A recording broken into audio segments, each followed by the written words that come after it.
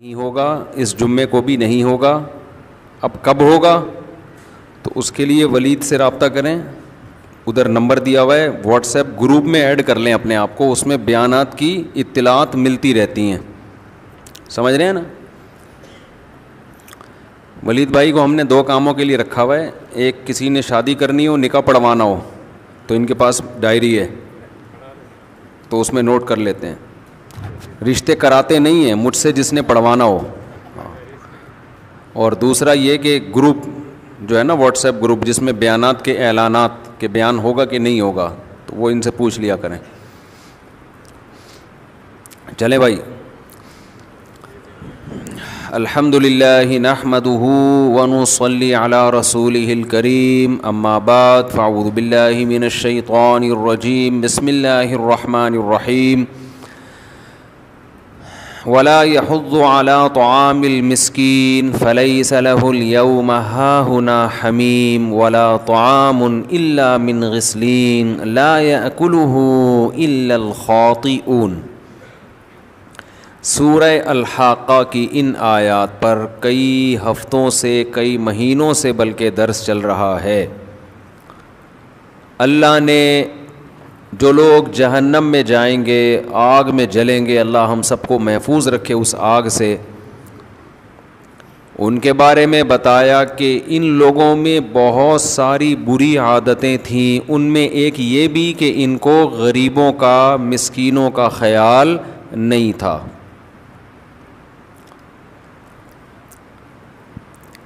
اس پر میں نے بیان کیا تھا کہ اسلام کے مزاج میں سخاوت ہے، کنجوسی نہیں ہے. اپنی دولت پہ سانپ بن کر مت بیٹھیں، خرچ کریں، خرچ روکھڑا نکالیں جیب سے. پھر کنجوسوں کی اقسام بیان کی تھیں. ایک کنجوس تو وہ ہے، اس کا پڑوسی بھوکا ہے، اس کا بھائی بھوکا ہے، بہن کے ساتھ مسائل ہیں، اپنا پیسہ اپنے بہن بھائیوں پہ، رشتہ داروں پہ، پڑوسیوں پہ خرچ نہیں کرتا، فکر ہی نہیں ہے کیا ہو رہا ہے. اس کنجوس کا اس آیت میں ذکر ہے. لیکن اس سے بڑے بڑے کنجوس بھی مارکیٹ میں موجود ہیں جن کا اس آیت میں ذکر نہیں ہے. کیوں کہ جب ان کنجوسوں کو اللہ تعالیٰ جہنم میں ڈالے گا تو اس سے بڑے کنجوسوں کو کیوں نہیں ڈالے گا؟ وہ بڑے کنجوس کیا ہیں کہ دوسرے کا حق بھی نہیں دے رہے. یہاں تو یہ ہے نا، اپنا پیسہ خرچ نہیں کر رہے دوسرے پہ، یہ ہے کہ دوسرے کا پیسہ دبا کے بیٹھے ہوئے ہیں. وہ تو اس کا واجب حق ہے بھائی. مالک مکان کو کرایہ نہیں دے رہے ٹائم پہ، بیوی کا مہر کھا گئے، بہن کی وراثت کھا گئے، دفتر میں لیٹ پہنچتے ہیں، کام نہیں کر کے دے رہے، تنخواہ پوری. یہ بھی کنجوس ہیں کیونکہ بیس ان کی کنجوسی ہی ہے، پیسے پہ پیسہ چاہیے بس. تو اس پر تو میں کافی بات کر چکا ہوں، پھر کبھی موقع ملا تو کر دیں گے. لیکن ایک چیز خوب ذہن میں رکھو، وہ میں بیان کر کے پھر آگے چلتا ہوں، اگلی بات کی طرف آتا ہوں. یہ چیز میں بار بار بیانات میں کہتا ہوں، لیکن بات یہ ہے کہ جیسے جیسے ہم معاشرے میں چلتے پھرتے ہیں نا، یہ چیز بہت زیادہ نظر آ رہی ہے. کون سی چیز وہ بتا رہا ہوں آگے میں. اب آپ بتاؤ، جو چیز نظر آ رہی ہے معاشرے میں، جو برائی بہت زیادہ نظر آ رہی ہے، اس پہ ایک بار بیان ہونا چاہیے یا بار بار ہونا چاہیے؟ میں اس لیے کہہ رہا ہوں، میں دوبارہ ٹاپک چھیڑوں گا، آپ بولو گے یار ایک ہی چیز کو لے کے بیٹھے ہیں کئی ہفتوں سے. وہ یہ ہے کہ آپ کی بھائی بہنوں میں، کزن میں، رشتہ داروں میں کوئی پریشان ہے نا، تو اس کے مانگے بغیر، اس سے پوچھے بغیر آپ کی ذمہ داری ہے کہ آپ اس کا خیال کریں. اس ہفتے میرے سامنے رپورٹ آئی سگے بھائی بہنوں کی، سگے بھائی بہنوں کی. ایک بھائی بھیک مانگتا پھر رہا ہے لوگوں سے، اتنے حالات خراب ہیں. تو میں نے اس سے کہا تمہارا بھائی مالدار ہے یار، تم اس کو بتاؤ. وہ مجھے پتہ ہے کیا جواب دیتا ہے؟ مفتی صاحب نفسا نفسی کا عالم ہے، جب میں مالدار تھا تو سب نے مجھ سے تعلقات بنائے ہوئے تھے، اب جب میں غریب ہوا ہوں تو رشتہ دار بجائے اس کے کہ مجھ سے پوچھیں کہ کیا ضرورت ہے, آہستہ آہستہ کنی کترا کے کٹنا شروع ہو گئے, آنکھیں پھیر لی ہیں رشتہ داروں نے کہ کہیں پیسے نہ مانگ لے ہم سے. دیکھو کوئی فراڈی پیسے مانگ رہا ہو نا تو اس سے تو آنکھیں پھیر لینی چاہیے, خون پی جائے گا آپ کا وہ, لیکن ایک مستحق ہے تو آپ کو تو تلاش کرنا چاہیے بھائی. اور ہم یہ تو نہیں کہہ رہے کہ اپنا پیٹ کاٹ کے اس کو کھلاؤ, یہ تو بہت اونچا درجہ ہے. آپ بھی کھا رہے ہو, اچھا یار, آپ کو اللہ نے تمام بنیادی ضرورتیں پوری کر دی ہیں. قل العفو, قرآن کیا کہتا ہے, یسألونک ماذا ينفقون, اے نبی یہ آپ سے پوچھتے ہیں کیا خرچ کریں. قل العفو, اللہ نے فرمایا جو اضافی ہے وہ کیا کرو, وہ خرچ کر دو. ہم یہ نہیں کہہ رہے کہ اپنا پیٹ کاٹ کے دیں دوسرے کو آپ. صحابہ تو یہ بھی کرتے تھے. زخمی ہے نا, 3 صحابی زخمی پڑے ہوئے ہیں, پیاس تینوں کو لگ رہی ہے, ایک نے پانی مانگا, دوسرے نے مانگا, اس نے کہا کہ وہاں لے جاؤ پہلے. ان کو پیاس لگی, انہوں نے کہا وہاں لے جاؤ. وَيُؤْثِرُونَ عَلَىٰ أَنفُسِهِمْ وَلَوْ كَانَ بِهِمْ خَصَاصَةٌ, قرآن صحابہ کی یہ صفت بیان کرتا ہے کہ یہ اپنی ذات پہ دوسروں کو ترجیح دیتے ہیں اگرچہ ان کو ضرورت کیوں نہ ہو. اس میں سارے صحابہ داخل ہیں یا نہیں ہیں؟ حضرت معاویہ, حضرت ابو سفیان رضی اللہ عنہما بھی اس میں داخل ہیں. جب تاریخ کا اور قرآن کا مقابلہ ہوگا, ہسٹری پڑھو گے, عین ممکن ہے بعض صحابہ سے بدگمان ہو جاؤ, لیکن قرآن پڑھو گے تو صحابہ سے بدگمان نہیں ہوگے. بتاؤ ہسٹری زیادہ اوتھینٹک ہے یا قرآن زیادہ اوتھینٹک ہے؟ قرآن اوتھینٹک ہے بھائی. اور ہسٹری میں بھی ہر آدمی اپنے چشمے سے پڑھتا ہے. آپ اگر یہ طے کر کے بیٹھے ہوئے ہو کہ میں نے نیگیٹو ہی سوچنا ہے تو پھر ہسٹری پڑھ کے آپ کا بعض صحابہ کے بارے میں بدگمان ہوگے. لیکن پازیٹو چشمہ لگا کے دیکھو گے نا, چشمہ صحیح ہوگا, نمبر صحیح ہوگا, تو آپ کو لگے گا کہ یہ جو ان سے غلطی ہوئی ہے, اس غلطی کی بنا خراب نہیں تھی, یہ فساد نیت یا دنیا کی محبت نہیں تھی, اس غلطی کی بیس غلط فہمی ہے. سمجھتے ہو کہ نہیں سمجھتے؟ یہ غلط فہمی ہے. تو قرآن صحابہ کی صفت بیان کرتا ہے, وَيُؤْثِرُونَ عَلَىٰ أَنفُسِهِمْ وَلَوْ كَانَ بِهِمْ خَصَاصَةٌ, ان کو ضرورت ہوتی بھی ہے, خصاصہ کہتے ہیں شدید ضرورت کو, تو بھی یہ اپنی ذات پہ دوسروں کو ترجیح دیتے ہیں. یہ اللہ نے عرب کو ایسا بنا دیا نبی کی صحبت سے, عربوں کو ایسا بنا دیا اللہ نے. حالانکہ وہ تو اپنی ذات, اتنی ان کی جنگیں ہوتی تھی نا کہ گھوڑا دوسرے کا آگے کیوں نکل گیا, ایسی انسلٹ محسوس کرتے تھے اپنی, اس پہ لڑائیاں. نبی صلی اللہ علیہ وسلم کے گھر ایک مہمان آئے نا, تو آپ نے بھیج دی کسی صحابی کو کہ بھائی ان کا تم نے اکرام کرنا ہے. اس وقت کے مہمان آج کی طرح نہیں ہوتے تھے کہ پیٹ بھرے ہوئے برگر کھا کے آ رہے ہیں پھر دوبارہ پیزے کی خواہش ہے ان کی. آج کا تو مہمان کھا پی کے سیر ہو کے آئے گا, پھر آپ اس کو مغز نہاری کا پوچھیں گے, آپ اس کو کھا لے گا ٹھیک ہے, نہیں کھائے گا تو کون سا, کوئی بھوکا تھوڑی مر رہا ہے, کولیسٹرول اس کا زیادہ ہی ہوگا. آپ نہیں کھلائیں گے تو آپ کا احسان ہوگا اس کے اوپر, شاید تھوڑا سا کولیسٹرول لیول کیا ہو جائے, کم ہو جائے, تھوڑی صحت اچھی ہو جائے. پہلے زمانے کے مہمان اس ٹائپ کے نہیں ہوتے تھے میرے بھائی. اس زمانے میں کھانا کھلانا بڑا مشکل کام تھا, سب سے قیمتی چیز کھانا تھی, غربت بہت زیادہ تھی. یہ جو اسلام نے عربوں کو وضو کا حکم دیا, پانی سے استنجا کی ترغیب دی, یہ آج تو بڑی آسانی سے سمجھ میں آ رہی ہے. اس دور میں اس صفائی کی ترغیب دی ہے جب پانی مہنگی ترین چیز تھی عرب میں. اسلام کے مزاج میں صفائی سمجھنی ہو نا تو اس کلچر کے لحاظ سے سمجھو. آج تو ہر نلکے میں پانی ہے, کراچی کے نارتھ کراچی میں نہیں ہے, لیکن ویسے دنیا میں پانی بہت ہے. یہاں تو نہیں ہے پانی, ہے تو ٹینکر منگوا رہے ہیں, ہم بھی سب لوگ منگوا رہے ہیں. یہاں گٹر کا پانی ہول سیل کے حساب سے, ویسے جو پینے کا پانی ہے وہ نہیں ہے یہاں پہ. اچھا خیر, تو اس دور میں جب پانی ان کے لیے, عرب میں تو صحرا ہے نا, وہ پانی تھوڑی ہے وہاں پہ. ان کو حکم دیا جا رہا ہے غسل کا, ہفتے میں 1 دفعہ غسل لازمی کرنا ہے, پھر غسل جنابت لازمی کرنا ہے, 5 ٹائم وضو کرنا ہے. استنجا کے بعد ترغیب دی جا رہی ہے کہ کیا کرنا ہے, پانی سے استنجا. اس وقت یہ بہت مشکل حکم تھا اسلام کا. تو اس سے اسلام کے صفائی کا مزاج, اسلام طہارت پہ, صفائی کو کتنا فوکس کرتا ہے. یہ 1400 سال پہلے اس ماحول میں جا کے یہ بات کریں تو آپ کی کھوپڑی گھومے گی. آج بڑے ویمن رائٹس بنے پھرتے ہیں نا. آج تو عورتوں کے حقوق کی ہر آدمی بات کر رہا ہے, اس پہ نمبر ملتے ہیں آپ کو. اس دور میں کوئی بات کر کے دکھاتا جب بیٹی کو زندہ دفن کیا جا رہا ہے. سمجھتے ہو کہ نہیں سمجھتے؟ بیٹیوں پہ ایسا منہ بناتے تھے, یتوارا من القوم من سوء ما بشر به. قرآن کہتا ہے قوم سے باپ چھپتا پھرتا ہے اس بری خوشخبری کی وجہ سے جو اس کو سنائی گئی ہے.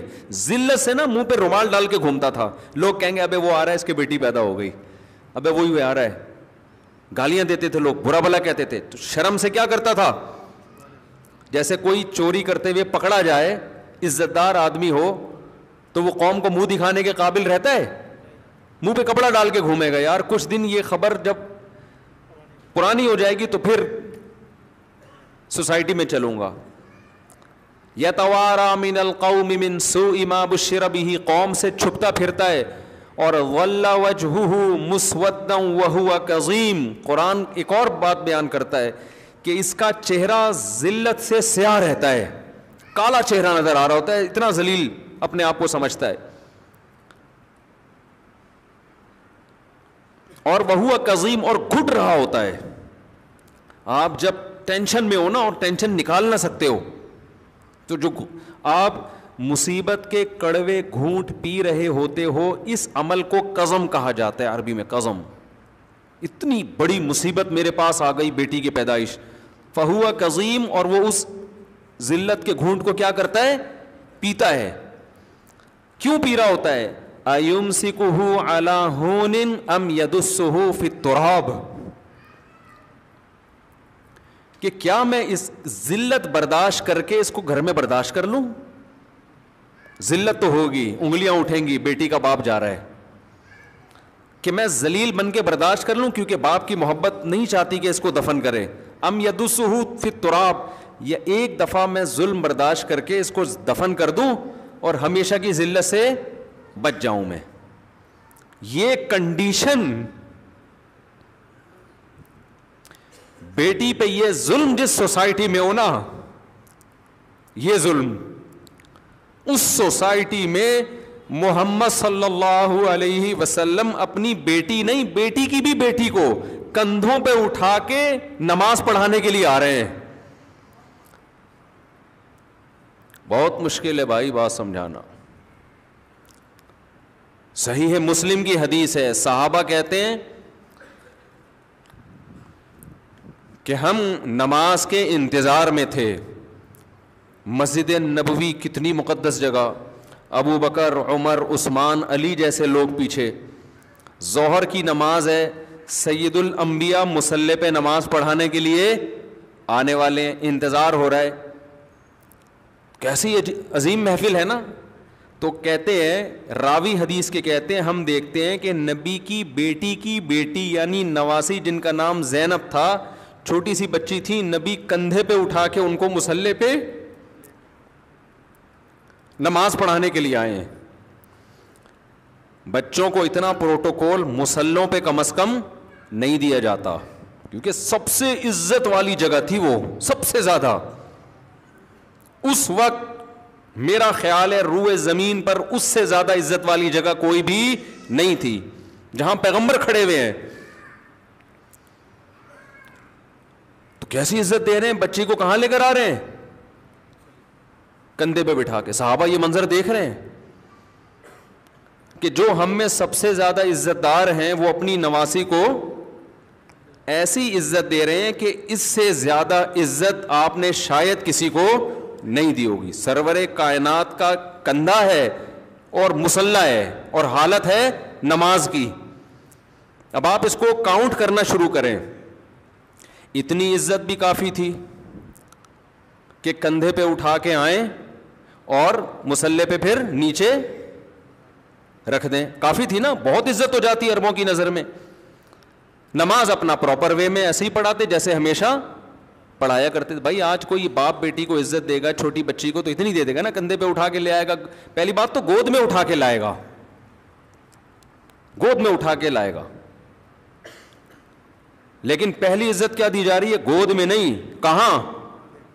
کندھے پہ بٹھایا جا رہا ہے. دوسری عزت کیا دی جا رہی ہے؟ مسجد میں لے کر آ رہے ہیں, کسی دعوت میں لے جانا وہ بھی عزت ہے, مسجد میں لانا اس سے, بولو نا, اب بولو گے تو بات آگے چلے گی نا, چپ بیٹھے رہتے ہو, اس سے زیادہ عزت ہے.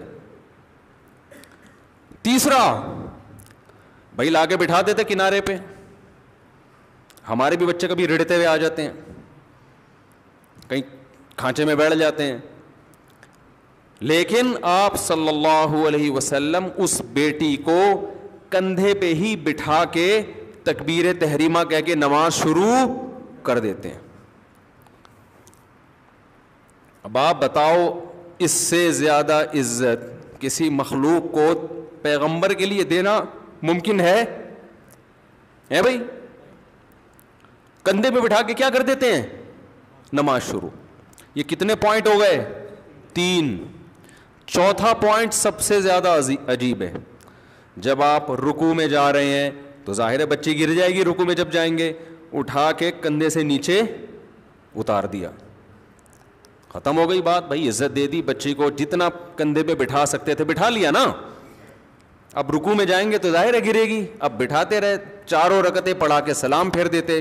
صحابہ دیکھ لیتے آپ نے اپنی بیٹی کی بھی بیٹی, یعنی جب بیٹی کی بیٹی کو یہ عزت دی جا رہی ہے تو بیٹی تو اس سے زیادہ قریبی رشتہ ہوتا ہے نا. کمال کی بات ہے کہ جب دوسری رکعت کے لیے کھڑے ہوئے ہیں تو دوبارہ اٹھا کے کندھے پہ بٹھا لیا اس کو, شانے پہ. چاروں رکعتیں اس طرح سے پڑھائی ہیں. تیسری کے لیے کھڑے ہوئے پھر کندھے پہ اٹھا کے بٹھایا, چوتھی کے لیے کھڑے ہوئے پھر کندھے پہ اٹھا کے بٹھایا. یہاں فقہا پریشان ہیں کہ ایک طرف تو نماز میں ہاتھ ہلانے سے, حرکت کرنے سے نماز ٹوٹ جاتی ہے, نبی نے اس سے پہلے کبھی ایسا عمل نہیں کیا. یہ قیاس سے ہٹ کر, ایک عام شریعت کے اصول سے ہٹ کر اتنی آپ حرکت کیوں کر رہے ہیں؟ جو شارحین محدثین کے ہیں نا, دیکھو حدیث کی شروحات بھی کچھ محدثین کرتے ہیں, کچھ ایسے لوگ کرتے ہیں جن کو اللہ نے فقہی بصیرت بہت دی ہے, جو بہت گہرائی تک پہنچتے ہیں. ہم کہتے ہیں نا 2 طبقے ہیں امت میں, ایک حدیث کو جاننے والے اور ایک فقہ کو جاننے والے. فقہ کو جاننے والے کا مطلب کیا؟ حدیث سے مفہوم نکالنے والے, اس کی گہرائی میں جانے والے. اور یہ قرآن سے بھی ثابت ہے اور حدیث سے بھی کہ اس امت میں کچھ فقیہ ہیں اور کچھ علم جانتے ہیں, اس کی گہرائی کا علم نہیں رکھتے. یہ بات قرآن سے بھی ثابت ہے اور حدیث سے بھی. لَعَلِمَهُ الَّذِينَ يَسْتَنبِطُونَهُ مِنْهُمْ, قرآن کہتے ہیں جب کوئی خبر سنو تو ایسے لوگوں کو وہ حدیث پیش کیا کرو, یہ خبر پیش کیا کرو. کچھ ایسے اللہ نے عقل مند لوگ پیدا کیے ہیں جو اس کی گہرائی میں گھس کے تمہیں اس کی حقیقت نکال کے تمہارے سامنے رکھ دیں گے. سرسری حدیثوں کے الفاظ رٹ لینا, نمبر یاد کر لینا, اس سے انسان کو تفقہ اور بصیرت حاصل نہیں ہوتی. اس سے آگے کا بھی ایک, یہ بھی ضروری ہے, اس سے آگے کا بھی ایک اسٹیپ ہے جو اللہ نے کس کو عطا کیا تھا؟ فقہائے کرام کو, جن کے نام سے آج کے اسکالر چڑھتے ہیں کہ فقہا کا ذکر کیوں کرتے ہو. سنا ہوگا نا آپ نے, یار یہ فقی کیا, فقہا نے فقہا. قرآن حدیث دیکھو, قرآن حدیث دیکھو, ان کا مطلب یہ ہوتا ہے کہ قرآن حدیث کا مطلب ہم سے پوچھو, فقہا سے مت پوچھو, تاکہ اپنا منجن اپنا چورن ہم بیچیں. سمجھتے ہو کہ نہیں سمجھتے؟ تو فقہا نے کیا, علامہ نووی رحمۃ اللہ علیہ شافی فقہ کے بہت بڑے عالم ہیں. میں نے اس حدیث کی شروحات دور حدیث میں دیکھی تو سب نے یہی لکھا کہ محبت کی وجہ سے ایسا کیا نبی نے, اور یہ مسئلہ بتانے کے لیے کیا کہ بھئی بچی کا جسم ناپاک نہیں ہوتا, چھوٹا بچہ پاک ہوتا ہے, وغیرہ وغیرہ. علامہ نووی نے بڑی خاندانی بات کی. انہوں نے کہا نبی نے یہ عمل خلاف قیاس کیا ہے. مفہوم ان کا پیش کر رہا ہوں. عربوں کے دل سے بیٹی کی نفرت کو نکالنے کے لیے, واقعی, ورنہ اس کی اور کوئی لاجک بولو نہیں بنتی.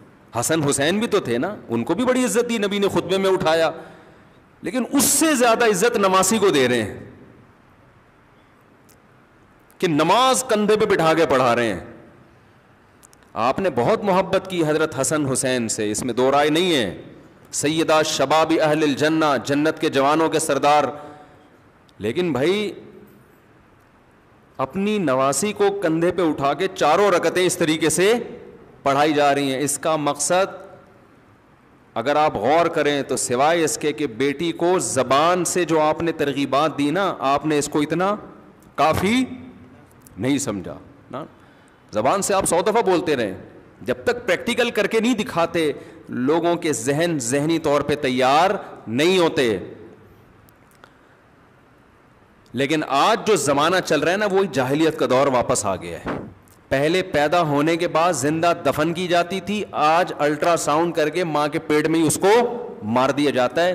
یہ جنگلی پڑھے لکھے الحمدللہ ہم خود اپنی آنکھوں سے دیکھ رہے ہیں, ان میں ڈاکٹرز بھی ہیں, انجینئرز بھی ہیں, ان میں پی ایچ ڈی اسکالرز بھی ہیں, جن کی عورتیں, بلکہ وہ خود عورت بھی اسکالرز ہوتی ہے, الٹرا ساؤنڈ سے پتہ لگایا بیٹی ہے, قتل کر دو اس کو.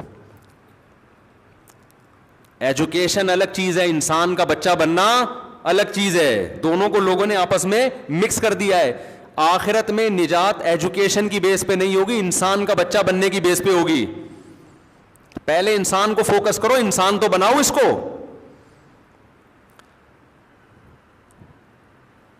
تو یہ ظلم آج کل ہو رہا ہے. اور یہ بھی ہم نے ایسے بھی گدھے دیکھے الحمدللہ, گدھا نہیں بولوں تو کیا بولوں, بچی پیدا ہوئی, ماں بھی رو رہی ہے, باپ بھی رو رہا ہے, الو کا پٹھا. میں نے دیکھا ہے اپنی آنکھوں سے منظر.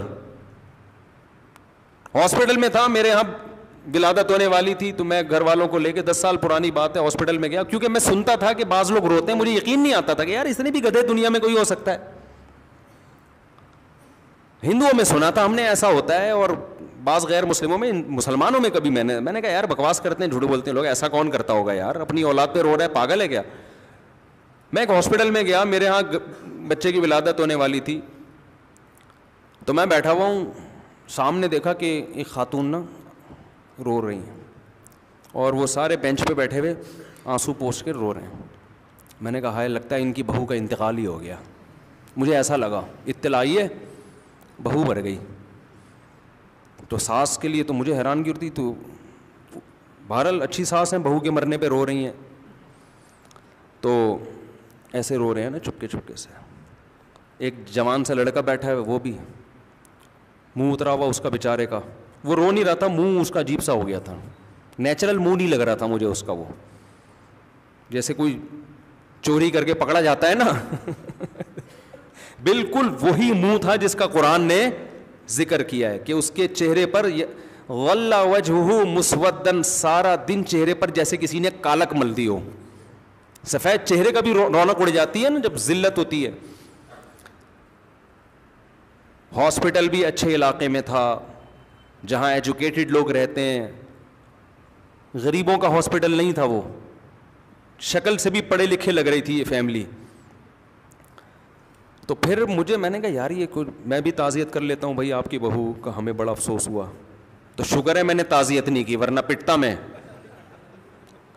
پتا چلا کہ جی بیٹی پیدا ہوئی ہے, اور پھر وہ ان کی مجھے آواز آ رہی تھی, وہ ماں کہہ رہی تھی میرے بیٹے کا تو چہرہ اتر گیا, ایسے روتے رہے, میرے بیٹے کا تو جب سے اطلاع ملی ہے نا منہ ہی اتر گیا میرے بیٹے, ایسے رو رہی تھی. یہ جو میں ایکٹنگ کرتا ہوں نا, میں نے پبلک سے ہی سیکھی ہے کوئی ڈرامے دیکھ کے نہیں سیکھی ہے. وہ میں نے پچھلے بیان میں کہا تھا نا, جب خاتون کہتی ہیں ایکچولی کام بہت ہوتے ہیں فون پہ, تو میں کہتا ہوں مجھے اتنی مشکل سے ہنسی روک رہا ہوتا ہوں نا میں یار اس زمانے میں, اس پہ بہت عورتوں نے اللہ معاف فرمائے برا بھلا کہا ہے مجھے.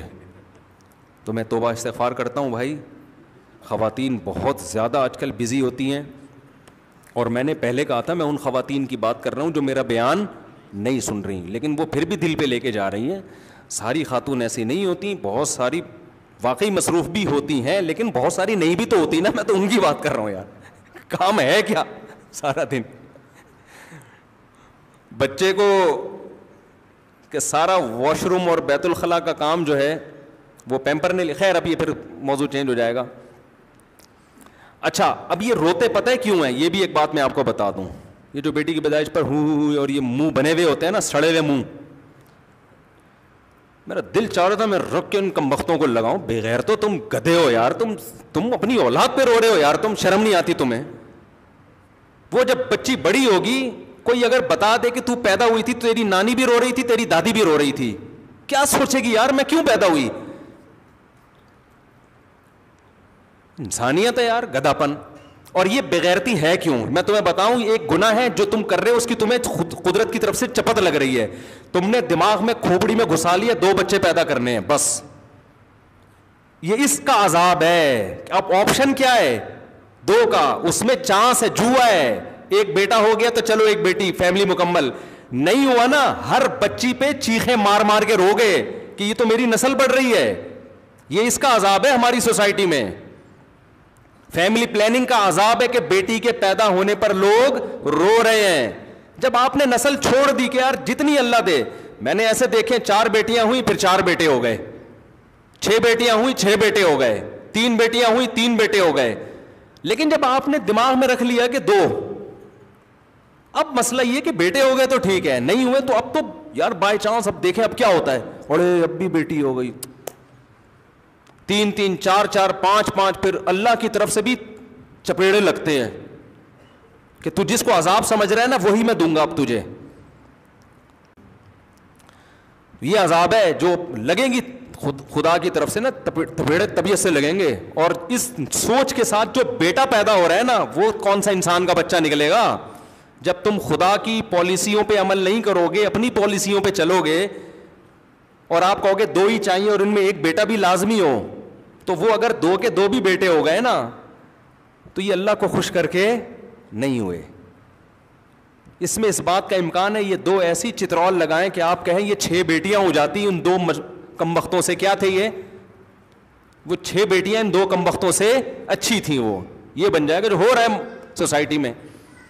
اللہ سے لڑنے کے بہت سارے طریقے ہوتے ہیں. ایک لڑائی کا طریقہ یہ بھی ہے کہ اللہ کہہ رہا ہے یہب لمن یشاء اناسا, جس کو چاہتا ہوں بیٹیاں گفٹ دیتا ہوں.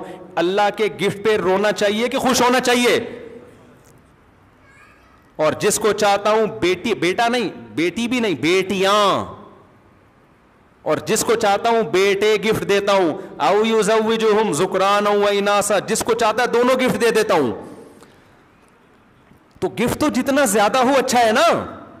جب آپ نے کھوپڑی میں بٹھا لیا کہ نہیں میرا دوست مجھے گفٹ دے تو جتنا زیادہ ہے میں مینج کر لوں گا, لیکن اللہ جب گفٹ دے رہا ہے تو میری تنخواہ افورڈ نہیں کر سکتی, میں اس تنخواہ میں 6 بچے نہیں پال سکتا. بھائی اللہ کہہ رہا ہے تو پیدا ہونے دے, تیری بیوی کی چھاتیوں میں اس بچے کے لیے دودھ پیدا کر دوں گا.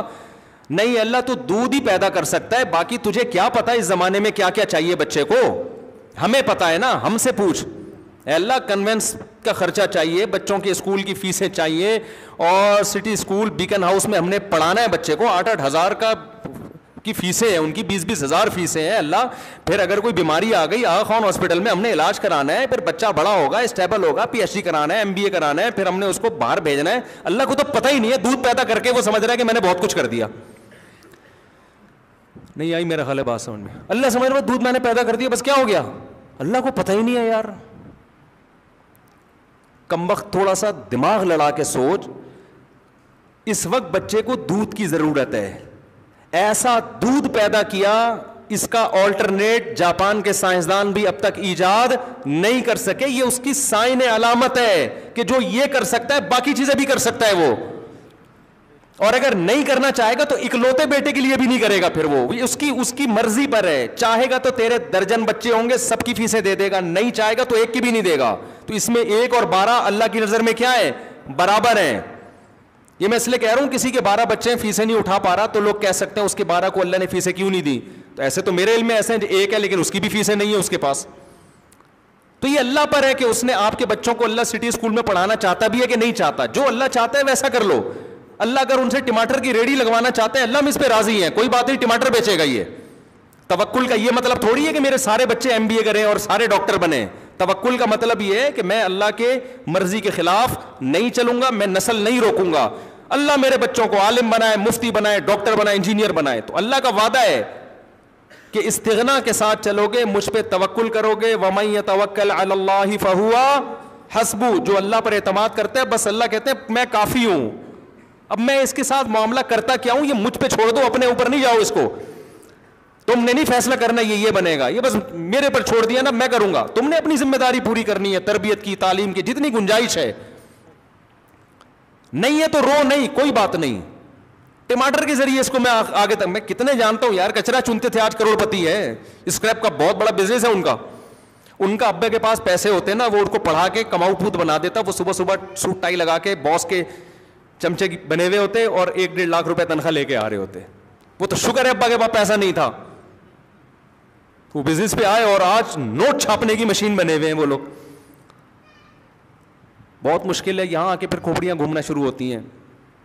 لیکن وہی ہے, جتنا بولتے رہو کوئی ہلنے کے لیے تیار نہیں ہے. توکل کرو اللہ پہ اعتماد کرو. کہاں سے کہاں چلی گئی, تو پھر بیٹیاں بھی ہوں گی اور بیٹے بھی ہوں گے, کوئی بات نہیں.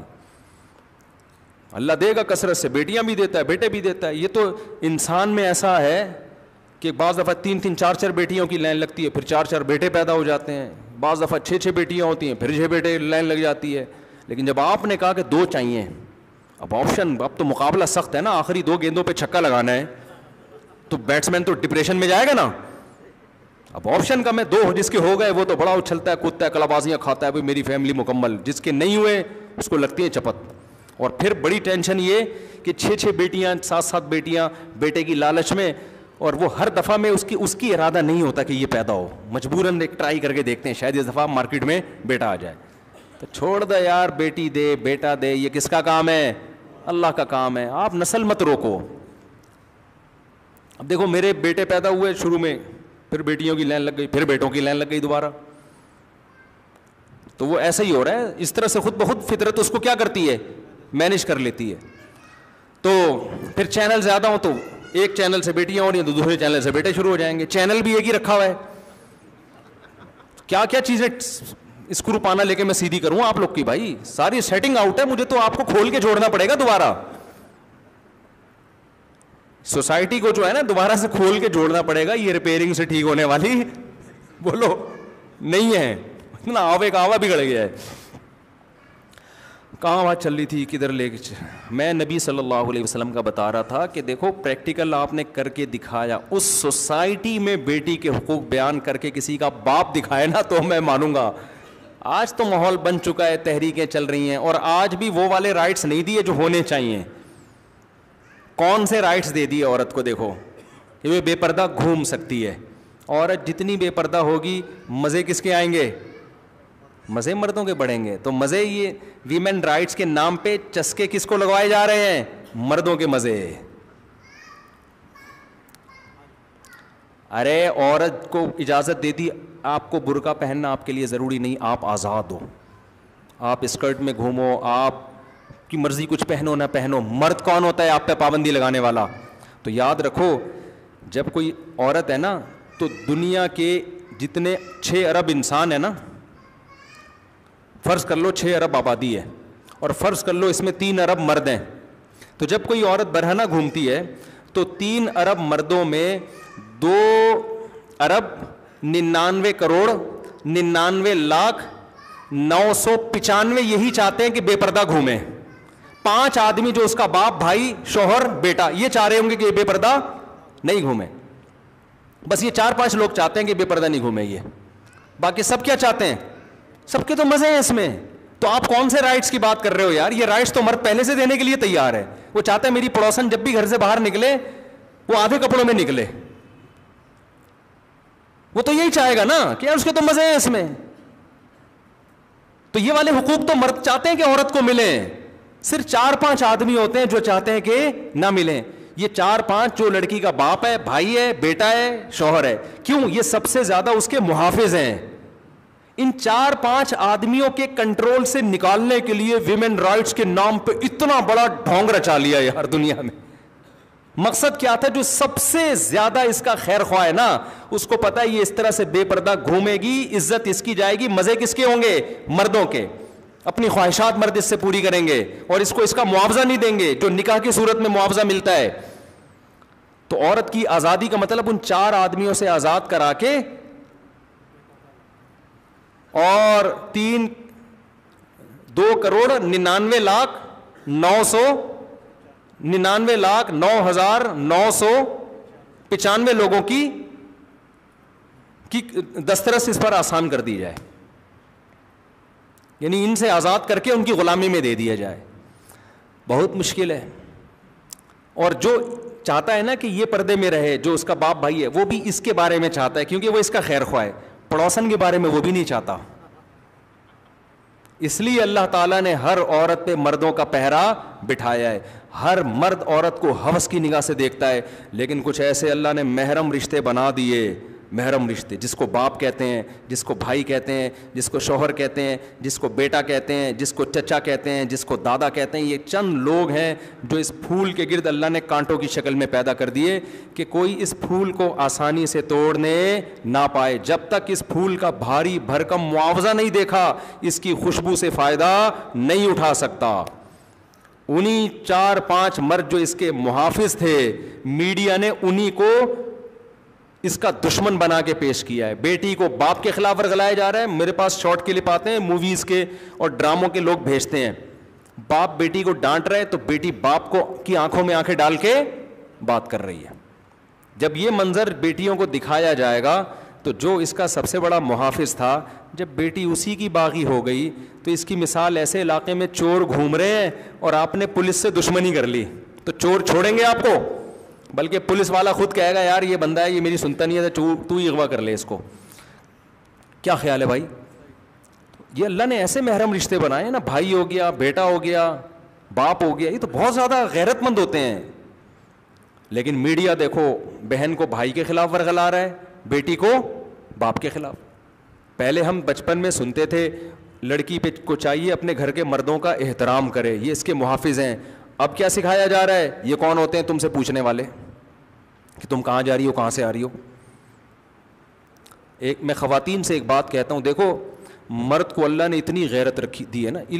دیکھو چند بغیرت ہر جگہ ہوتے ہیں, وہ کئی مثالیں نہیں تھا وہ بغیرت نہیں ہے, کہ چند تو ہر جگہ ہی ہوتے ہیں نا. چند لوگوں کی بات تھوڑی ہو, میجورٹی کی بات ہو رہی ہے. خواتین کو الو بنایا جا رہا ہے. میں خواتین سے گزارش کرتا ہوں کہ دیکھو مرد کو, تمہارے باپ کو, بھائی کو, بیٹے کو, شوہر کو اللہ نے اتنی غیرت دی ہوتی ہے نا کہ جب یہ اپنے گھر کی عورتوں پہ بات آتی ہے نا, جان پہ بات آتی ہے, مرد اپنی جان دے کے اپنی عورت کی حفاظت کرتا ہے, اپنا مال دے کے اس کا پیٹ بھرتا ہے. یہ اللہ نے بائی نیچر مرد کو بنایا ہے. لیکن اس میں عورت کو یہ ثابت کرنا پڑے گا کہ میں آپ کی فرما بردار ہوں, میں آپ کی باغی نہیں ہوں. آپ نے اپنے ایٹیٹیوڈ سے یہ ثابت کر دیا نا کہ تو کون ہوتا ہے, پھر مرد قربانی نہیں دیتا, بولتا جاؤ جو چل رہا ہے مارکیٹ میں. تو اپنے عمل سے, اپنی زبان سے, دونوں سے عورت کو یہ ثابت کرنا پڑتا ہے کہ میں آپ کا احترام کرتی ہوں, آپ کا اپنا محافظ سمجھتی ہوں, آپ کی فرما برداری کروں گی. ایک تو زبان سے, دوسرا اس کی تھوڑا بہت جو سلوک میں اونچ نیچ ہو جائے اس کو برداشت کرے. اینٹ کا جواب پتھر سے نہ دے. ہر شخص جو آپ کا محافظ ہے 100% درست نہیں ہوتا, کچھ نہ کچھ اس میں خامیاں ہوتی ہیں. بڑے مفاد حاصل کرنے کے لیے وہ چھوٹی خامیاں برداشت کی جاتی ہیں. تو مردوں کو اللہ نے تھوڑا سا بد اخلاق بنایا ہے, جو نہیں ہونا چاہیے لیکن ہیں, تو کیا کریں, تو تھوڑی سی اس کی آڑی ترشی برداشت بولو کر لو, تھوڑا سا غصہ برداشت کر لو اس کا, کوئی بات نہیں, ہمارے گھر کا محافظ ہے یہ, کوئی ہماری جان پہ بات آئے گی یہ اپنی جان دے گا, کوئی بات نہیں یار آج تھوڑا سا تیز آواز میں بات کر لی ہے, کوئی بات نہیں. ہمیں یاد ہے ہمارے ابا جب غصے ہوتے تھے, ہماری اماں آرام آرام سے بول رہی ہوتی تھی ابا کے خلاف کہ وہ سن نہ لیں. سمجھ میں آ رہی ہے بات؟ یہ بھی ٹھیک ہے. ہمارے ابا غصے جب ہوتے تھے نا, ہماری والدہ آگے سے جواب نہیں دیتی تھی, ان کو پتا ہے بھائی جواب دوں گی تو اور غصہ آئے گا, تو چپ. اب غصہ تو والدہ کو بھی آ رہا ہے, اب اگر آگے سے جواب دیں گی تو لڑائی بڑھے گی نا. عقل بندی کرتی تھی, آرام آرام سے اپنے آپ کو سمجھانا شروع کر دو, یعنی آرام آرام سے ابا کو بولو یہ ٹھیک نہیں کر رہے, لیکن اتنی زور سے نہیں بولو کہ ان کو سنائی دے, ٹھیک ہے نا, اس سے کیا ہوگا, دل بھی ہلکا ہو جائے گا. ہمیں پتا ہوتا تھا ہماری والدہ جو ہے نا ابھی ابا ڈانٹ رہے ہیں اور اماں ہماری آہستہ آہستہ بول رہی, ہم لوگ میں رہتی ان کو, اور وہی بچوں کا جو غصہ ہے میرے اوپر اتار دیتے ہیں بڑھ کے, ایسے آرام آرام سے سن نہ لیں وہ, یہ بھی ٹھیک ہے یار, یہ بھی ٹھیک ہے. پھر جب ابا کا غصہ ٹھنڈا ہوتا تھا نارمل حالات ہو. پھر مرد کو جب تھوڑی سی بھی تمیز ہو نا, اس کو پتا ہے یار آج میں نے تھوڑا زیادہ کر لیا غصہ. غصے میں تو اتنا کنٹرول آج کل کس کو ہے کہ اتنا کرنا ہے, اتنے کلو سے آگے نہیں جانا. کہ کون انسان کا بچہ کہاں ہے, مارکیٹ میں ہے ہی نہیں. جو مارکیٹ میں جو چیز چل رہی ہے اسی کے حساب سے اپنے مینیج کرنا ہے نا اپنے آپ کو. وہ والے اخلاق کہاں ہیں مارکیٹ میں جو پیغمبر صلی اللہ علیہ وسلم کے اخلاق ہوا کرتے تھے. تو اب تو یہی چیز جو مارکیٹ میں چل رہی ہے, عورت اپنے آپ کو بھی اسی حساب سے ایڈجسٹ کرے نا, مرد بھی اسی حساب سے ایڈجسٹ کرے اپنے آپ کو. تو اب اگر وہ تھوڑا سا غصہ زیادہ کر لیا اس نے, تو مرد کو بعد میں احساس ہوتا ہے یار اس دفعہ میں کچھ زیادہ بول گیا ہوں, وہ اس کی تلافی کرے گا. ہماری سوسائٹی میں ابھی بھی خیر الحمدللہ غالب ہے. اکثر میں نے مرد دیکھیں گھر بچانے کی کوشش ہی کر رہے ہوتے ہیں وہ, لیکن آپ موقع تو دو نا یار اس کو. ادھر وہ چیخا, ادھر سے آپ نے بھی فوراً رپلائی, اسی اسپیڈ سے جواب, بلکہ اس سے بھی زیادہ اسپیڈ سے جواب. پھر وہ کہتا ہے یار میری تو اس گھر میں 2 ٹکے کی بھی حیثیت 2 ٹکے کی ویلیو نہیں. میں بولتا ہوں تو آگے سے جواب ملتا ہے اسی اسپیڈ کے ساتھ. کچھ آرڈر کرتا ہوں تو اطاعت نہیں ہوتی. گیس بجلی کا بل بھرتا ہوں, بچوں کی اسکول کی فیسیں بھرتا ہوں, اور بچے بھی نہیں مل رہے, ایک آدھ کے بعد وہ بھی ختم. تو پھر کیا ہے, اس کے دل کیا ہو جاتا ہے, روٹھ جاتا ہے اس کا. پھر وہ عزت دینا چھوڑ دیتا ہے, محبت دینا چھوڑ دیتا ہے. پھر خواتین کو اور زیادہ مسائل ہوتے ہیں, پھر خلا کی طرف جاتی ہیں, طلاقیں لیتی ہیں. خلا کے بعد پھر جو ہمارے معاشرے میں طلاق یافتہ عورت کا معاملہ چل رہا ہے وہ آپ لوگوں کے سامنے. کیا آپ یہ سمجھتی ہو کہ طلاق کے بعد اس سے اچھا مل جائے گا آپ کو؟ مل جاتے ہیں بعض لوگوں کو, میجورٹی کو بولو نہیں ملتے. تو اچھا نہیں تھا پہلی برداشت کر لیتی. تو خیر میں عرض کر رہا تھا کہ صفائی بھی نبی صلی اللہ علیہ وسلم نے جس ماحول میں سکھائی ہے نا, اور پانی سے صفائی سکھائی, اس میں پانی مارکیٹ میں کیا تھا, شارٹ. پھر بھی حکم دیا نہاؤ. تو یہ بات آئی کہاں سے تھی, جو اصل بات لے کے میں چلا تھا وہ تو عزت بھی ہو گئی اور یہ والا مسئلہ بھی ہو گیا. صحابہ میں ہاں. تو میں عرض کر رہا تھا اس طرح نبی صلی اللہ علیہ وسلم نے جس سوسائٹی کو سخاوت سکھائی ہے, ٹھیک ہے وہ خاندانی طور پر پہلے سے سخی تھے, عرب میں سخاوت بائی نیچر تھی, ابراہیم علیہ السلام سے چلی آ رہی تھی. لیکن ایک طرف یہ بھی تھا کہ ذرا سا کسی نے گھوڑا آگے بڑھا لیا تو نفرتوں کی ایک طویل جنگ شروع ہو جاتی. کیسی سخاوت سکھائی کہ ایک صحابی کو نبی نے حکم دیا کہ یہ مہمان ہے تم ان کو لے جاؤ. ہاں تو میں کہہ رہا تھا غربت اتنی تھی اس زمانے میں, مہمان کو کھانا کھلانا تھوڑی سی نیکی نہیں تھی, بہت بڑی نیکی تھی. تبھی تو آپ دیکھیں نا نبی صلی اللہ علیہ وسلم کی ایک صحابی نے دعوت کی کہ میں آپ کو کھانا کھلانا چاہتا ہوں. آپ نے فرمایا میرے ساتھ عائشہ کو بھی بلاؤ, میری زوجہ کو, امی عائشہ رضی اللہ تعالی عنہا. ان صحابی نے صاف منع کر دیا کہ نہیں. کیا مطلب 2 آدمیوں کا کھانا افورڈ؟ آج کوئی ایسا کر سکتا ہے؟ آپ کو کوئی بولے کہ آپ کی دعوت ہے, آپ کی بھابھی بھی آئے گی, وہ بولے گا یار موسٹ ویلکم. وہ کہہ دے نہیں بھابھی نہیں, وہ بھابھی بھی دماغ کھا جائے گی کہ یہ کیسا دوست رکھا ہوا ہے تم نے, اس کو شرم نہیں آتی. بلکہ مجھے جب کوئی ولیمے پہ بلاتا ہے نا تو میں تو کہتا ہوں نہیں جاؤں گا. کہہ رہے ہیں آپ فیملی لے آئیں. میں نے کہا سوچ سمجھ کے بولنا کیا کہہ رہا ہے. ہاں فیملی کا مطلب ہماری ڈکشنری میں الحمدللہ کچھ اور ہے. اللہ کا شکر ہے ہم فیملی پلاننگ سے ذرا بھی متاثر نہیں ہوئے. اللہ کا بڑا فضل ہے ہمارے اوپر. میرے کیا اعمال ہیں یار. میں تو 2004 میں 3 میں نے یہ تحریک شروع کی تھی کہ جب میں تو ایک شادی تھی میری, بچے بھی 1 آدھی ہوں گے میرا خیال ہے. تو اس وقت لوگ کہتے تھے اللہ کا بڑا فضل ہے. میں نے کہا ہم تو جاتے ہیں تو پھر فیملی کا مطلب پتہ ہے, تو پھر ایک دم تھوڑا سا ہلتا ہے نا وہ. پھر میں افراد, اللہ نظر بس سے بچایا, ہماری کیا اوقات ہے.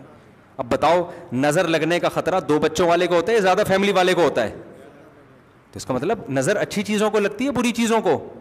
اس کا مطلب زیادہ بچے بڑی فیملی اچھی علامت ہے.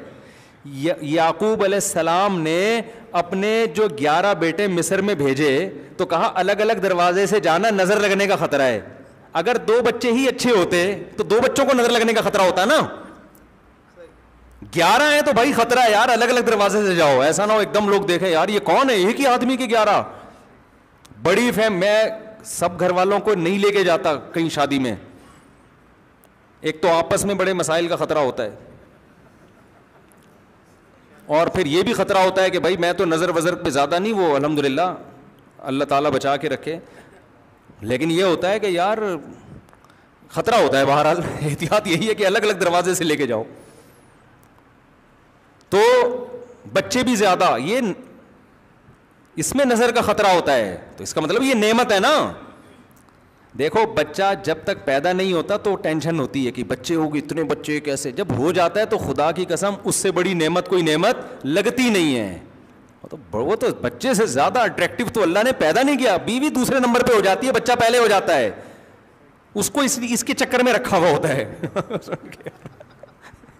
حقیقت ہے. اور اس نے بھی آپ کو پالا ہوا ہے اس کے چکر میں، میرے بچے کا باپ ہے، کیونکہ اس بچے کے لیے مجھے اس کمبخت سے بہتر کوئی ملے گا نہیں. ہے تو یہ کمبخت، ہے تو یہ 2 نمبر آدمی، لیکن مصیبت ٹینشن یہ کہ بچے کا کون ہے، یہ کمبخت، یہ باپ ہے. میں مسجد کے احترام میں کمبخت سے آگے نہیں بڑھ رہا، ورنہ جو دلی جذبات ہوتے ہیں وہ کمبخت سے بہت اوپر کی چیز ہیں. کہتی اس کے لیے، اس مصیبت کے لیے اس سے بہتر ملے گا نہیں کوئی کمبخت. ورنہ کون رہتا ہے یار، آج کل میاں بیوی کی لڑائیاں دیکھو، اتنی لڑائیاں ہیں، 2 دن نہیں رہے ساتھ میں، وہ اس کو چھوڑے، وہ اس کو چھوڑے، بیویاں بدلتے رہیں مرد، اور عورتیں شوہر بدلتی رہیں. وہ ایک آدمی کی شادی ہوئی نا تو بیوی نے یوں کر کے گھونگھٹ اٹھایا، تو وہ کہتا ہے لگتا ہے آپ پہلے بھی کئی دفعہ یہ گھونگھٹ اٹھا چکی ہیں، آپ جتنی اسپیڈ کے ساتھ آپ نے گھونگھٹ اٹھایا ہے نا، اس سے لگتا ہے کہ آپ یہ گھونگھٹ پہلے کئی دفعہ شادیاں ہو چکی ہیں، ورنہ پہلی دفعہ تو بڑے آرام سے اٹھ رہا ہوتا ہے. تو ہاں، تو کتنی غربت تھی میرے بھائی. ان صحابی نے عرض کیا کہ نہیں یہ نہیں ہو سکتا، اور صفائی بھی تھی دلوں میں، کوئی برا بھی، کسی نے کوئی برا محسوس نہیں کیا. بھائی جو دل میں ہے وہ کیا ہے، تکلفات نہیں، آج تو مارے جا رہے ہیں. تو نبی صلی اللہ علیہ وسلم کو دوبارہ پیشکش کی، آپ نے دوبارہ کہا، پھر تیسری بار پیشکش کی تو انہوں نے قبول کر لی. اس سے نبی کا اپنی زوجہ کے ساتھ محبت کا معاملہ بھی پتہ چلتا ہے. عزت دار آدمی اپنے ساتھ سفروں میں، محفلوں میں جہاں پردے کا انتظام ہو، وہ کوشش کرتا ہے اپنی بیگم کو بھی لفٹ کرائے اور اس کو بھی ساتھ لے کے جائے. کنوارے چھڑے چھاٹ لوگوں کی شادی کر کے بھی کنواروں کی طرح گھومنا عزت دار لوگوں کا کام نہیں ہے. سفر میں اپنے ساتھ بیگم کو لے کے جایا کرو. سمجھتے ہو، یہ آپ کی بھی عزت ہوگی جہاں جاؤ گے. اگلا بولے گا یار اپنی بیگم کو کیا دے رہا ہے، عزت دے رہا ہے. یہ باتیں جب سمجھ میں آتی ہیں جب اپنی بیٹیوں کی شادیاں ہوتی ہیں. داماد کو چاہتے ہو نا کہ میری بیٹی کو لے کے جائے جہاں جا رہا ہے، تو اس سے پہلے ہی انسان کا بچہ بن جائے آدمی، کیا خیال ہے. ہاں جہاں گنجائش نہیں ہے، بعض دفعہ سفر ہے، آپ ڈبل کرایہ افورڈ نہیں کر سکتے، وہ ایک الگ بات ہے. تو خیر، تو نبی صلی اللہ علیہ وسلم کے دور کی غربت کی بات کر رہا ہوں کہ آپ صلی اللہ علیہ وسلم کی دعوت وہ افورڈ نہیں کر پا رہے تھے، جب کی انہوں نے تو نبی نے بھی قبول کر لی. اس دور میں کیسا اکرام کیا جا رہا ہے مہمان کا کہ آپ نے مہمان بھیجا تو کھانا کم تھا صحابی کے گھر میں. کھانا کیا تھا، کم تھا. تو اپنی زوجہ سے کہا کہ چراغ گل کر دینا.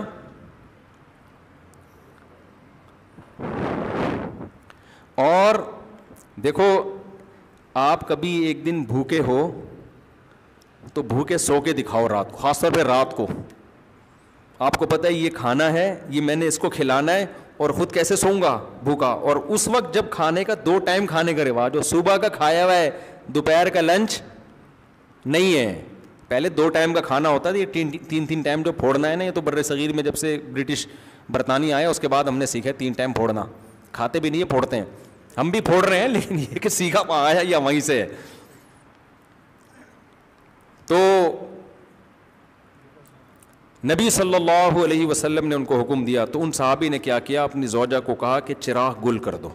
اچھا، مہمان بھی غیرت مند ہوتے تھے، ان کو پتا تھا بھائی کھانا تو یہی ہوگا، میزبان ہماری وجہ سے نہ کھائے تو یہ بھی وہ کہتے تھے یار تم کھاؤ ہم بھوکے سو جائیں گے. تو کیسی غیرت کا زمانہ تھا یار.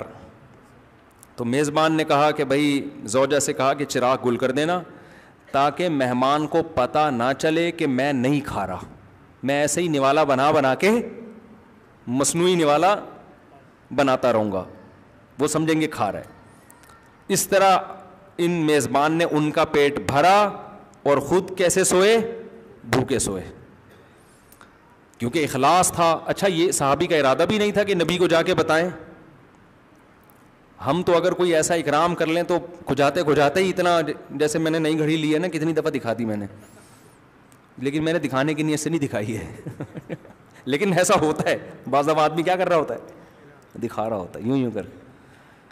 تو ہم تو باتوں باتوں میں سینکڑوں جگہ بتائیں گے یار ونس اپون اے ٹائم میرے پاس ایک مہمان آیا تھا, بس ایکچولی اپنی نیکیاں شیئر تو نہیں کرنی چاہیے, لیکن بس اللہ نے ایک اچھے عمل کی توفیق دے دی تھی کہ میں خود بھوکا سویا, اس کو میں نے کھلایا, تو بس اللہ کی توفیق ہے. ہم کیا, ہم بتا تو دیا نا تو نے سب کچھ, شو تو مار لی تو نے, ہے بھائی. ان صحابی نے کسی کو نہیں بتایا. وہی نازل ہوئی نبی صلی اللہ علیہ وسلم پہ 28ویں پارے میں, اللہ نے انصار صحابہ کی بھی تعریف کی, مہاجر صحابہ کی بھی تعریف کی, اور انصار کے بارے میں کہا کہ ان میں ایسے لوگ بھی ہیں یؤثرون علی انفسہم. اللہ نے یہ نہیں کہا ان میں ایسے لوگ ہیں, اللہ نے کہا یہ ایسے ہیں, مطلب سبھی ایسے ہیں. وَيُؤْثِرُونَ عَلَىٰ أَنفُسِهِمْ وَلَوْ كَانَ بِهِمْ خَصَاصَةٌ, کہ خود حاجت ہو کے بھی دوسرے کو اپنی ذات پر ترجیح دیتے ہیں. وَمَن يُوقَ شُحَّ نَفْسِهِ, اللہ کے آگے اللہ نے کیا فرمایا, جس کو اللہ نے دل کے بخل سے بچا لیا, فَأُولَٰئِكَ هُمُ الْفَائِزُونَ, یہی کامیاب ہیں. کیا مطلب, اس سخاوت کی بیس کیا, ان کے دل میں کنجوسی نہیں ہے. تو اصل مسئلہ کیا ہے, دل سے مال کی اور پیسے کی اور خواہشات کی محبت نکلے گی تو یہ سخاوت آئے گی, یہ نہیں نکلے گی تو پھر یہ سخاوت نہیں آئے گی. سمجھتے ہو کہ نہیں سمجھتے؟ تو اس دور میں نبی نے یہ سخاوت سکھائی ہے. اچھا چیزیں, دو کام ایسے ہیں وہ کر لیے جائیں نا تو انسان کنجوسی اور خواہشات کی غلامی سے بچ جاتا ہے. دیکھو ایک تو کنجوسی ہے نا جو پیسہ نہیں خرچ کرنے دیتی, ایک ہے خواہشات کی غلامی, یہ بھی نہیں کرنے دیتی. بعض دفعہ آدمی سخی ہے بائی نیچر, اس کی ہوس اتنی ہے یہ بھی کھا لوں, یہ بھی کھا لوں, یہ بھی کھا لوں, وہ بھی کر لوں, یہ بھی کر لوں, تو خواہشات ہی ختم نہیں ہو رہی, کم وقت کی اڑا رہا ہوتا ہے پیسہ, لیکن اپنی توند بھرے گی تو دوسرے کا دے گا نا. تو ایسے آدمی کو یوز ٹو کرنا پڑتا ہے کہ اس کی توند چند نوالوں میں کم وقت کی بھر جایا کرے, تاکہ یہ چند نوالے کھائے تو سمجھے میں سیر ہو گیا, پھر یہ دوسروں کو کھلائے گا. ورنہ یہ یہی سمجھے گا ابھی میں نے 2-4 دیگیں کھا لی ہیں لیکن ابھی میرے کھانچے صحیح طریقے سے بھرے نہیں ہیں. صرف دیگیں نہیں, ہر چیز میں ہے یہ. اس کا طریقہ ہے کہ مالی کنجوسی دور کرنے کا طریقہ ہے, ایک عمل ہے, ایک سوچ ہے. سوچنا تو بار بار دنیا مسافر خانہ, دنیا مسافر خانہ, یہ بنگلے یہیں رہ جائیں گے, کیا تھوڑے دن میں مر جاؤں گا, یہ دیواریں اینٹیں میرے ساتھ قبر میں نہیں جائیں گی, بس ابھی مرنے والا ہوں. جب بھی کوئی بات کرے یار دن کتنے رہ گئے, دن کی مسافر خانہ ہے بھائی, کتنے رہ گئے یار, پتہ نہیں 10 سال 20 سال 25 سال رہ گئے ہوں گے, تو کتنے ٹھک ٹھک کرے ادھرتے ہیں. 25 سال میں کیا بحریہ ٹاؤن یار, کیا بحریہ, کیا ڈیفینس یار. ٹھیک ہے اللہ بہت دے دے تو چلو بنا لو, نہیں دے دے تو یار اب کیا دل کیا لگانا دیواروں اینٹوں میں یار. دیکھو میں اس مسجد میں کتنے سال سے ہوں, 15-16 سال ہو گئے, مگر اس دیوار سے دل لگاؤں یار یہ دیوار میرے ساتھ قبر میں جائے یار, یہ میری کیوں نہیں ہے, یہ مسجد کی کیوں ہے. ابے تیرے کو ممبر پہ بیٹھنا مل رہا ہے, تو یہاں بیٹھ کے 15 سال سے بیان کر رہا ہے, تو نے کیا کرنا ہے, میری ہے کہ کسی اور کی ہے. تو اس ممبر کا ٹائلوں کا فائدہ تو میں اٹھا رہا ہوں نا, تو یار کرائے کا گھر ہے تو فائدہ ہم اٹھا رہے ہیں, کیا کرنا ہے یار, میرا گھر, میرا پنکھا, میری گاڑی, میری دیوار, میرا بیڈ, سب چیزیں کرائے پہ لو, صرف دلہن اپنی ہونی چاہیے وہ سچی مچی کی اپنی ہونی چاہیے. حقیقت میں تو وہ بھی نہیں ہے, مرو گے تو وہ بھی آزاد ہے, کوئی چیز پائیدار نہیں ہے اس دنیا میں, اللہ کی محبت ہے بس, باقی سب ڈرامہ ہے. اب ایسا نہ بیگم کو ڈرامہ سمجھنا شروع کر دو, اللہ کی نے حکم دیا اس سے محبت کرنے کا تو مجبوری ہے محبت کرنا ٹھیک ہے نا, مجبوری ہے, وہ بھی مجبور ہے آپ سے محبت کرنے پر, اللہ نے اس کو بھی حکم دیا ہے, جیسا بھی ہے محبت کرو جب تک ہے. مر جائے 4 مہینے 10 دن عدت گزر جائے, اس کے بعد چلو وسیم سے شادی کر لینا, ٹھیک ہے, لیکن جب تک یہ ہے تو پھر یہی ہے.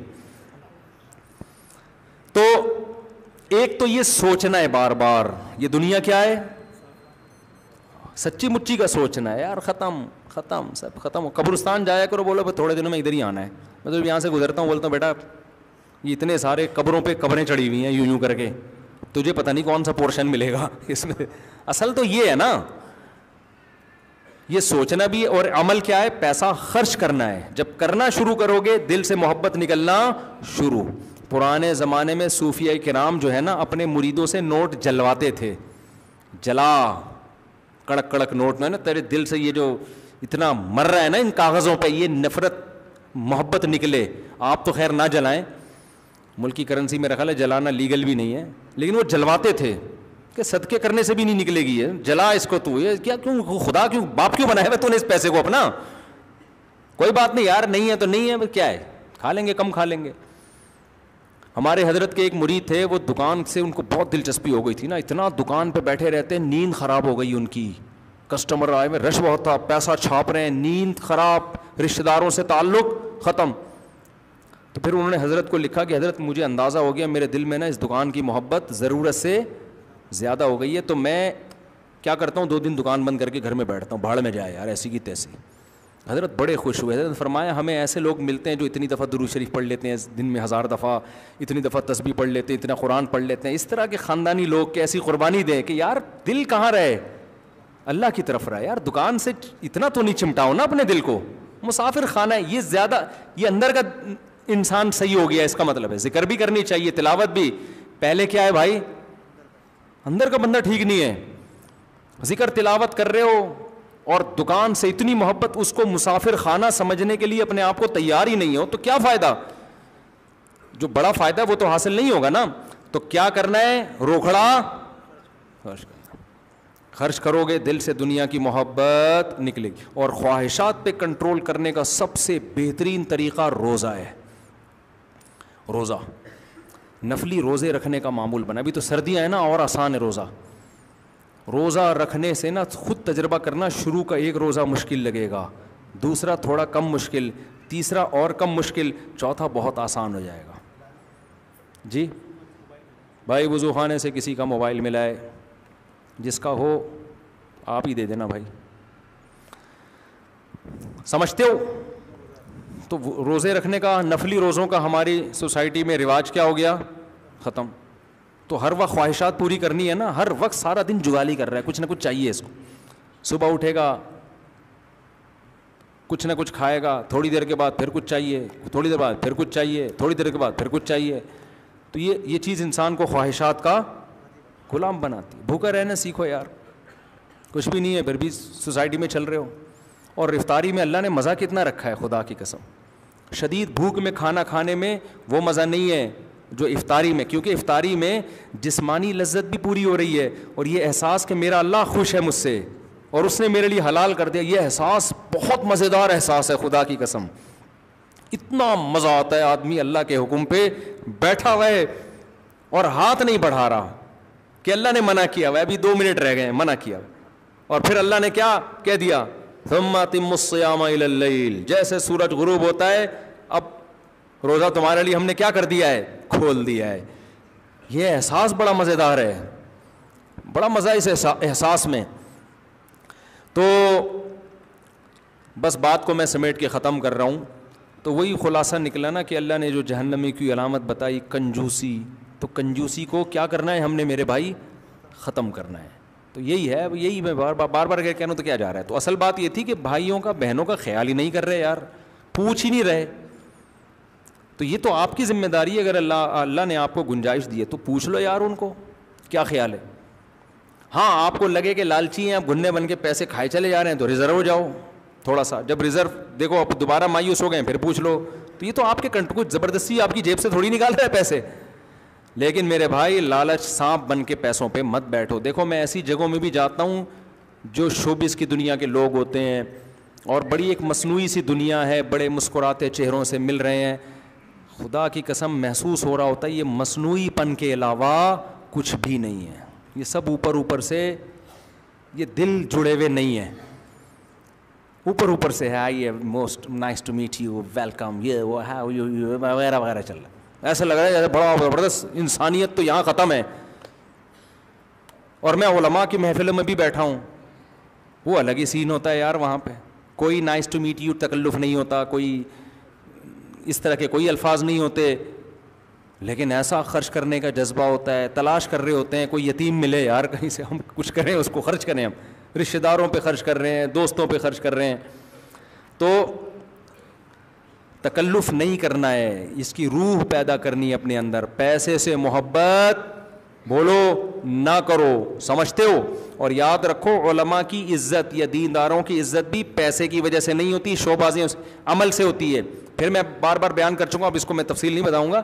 یہ جو میری ریوو گاڑیوں میں آ رہے ہیں ٹشن ٹشن اور گارڈ اتر رہے ہیں, ٹھک ٹھک جا رہے ہیں, یہ جو لوگ بنا کے ویڈیو ڈال رہے ہیں, مجھے اس عمل سے شدید نفرت ہے, مجھے نہیں اچھا لگتا یہ.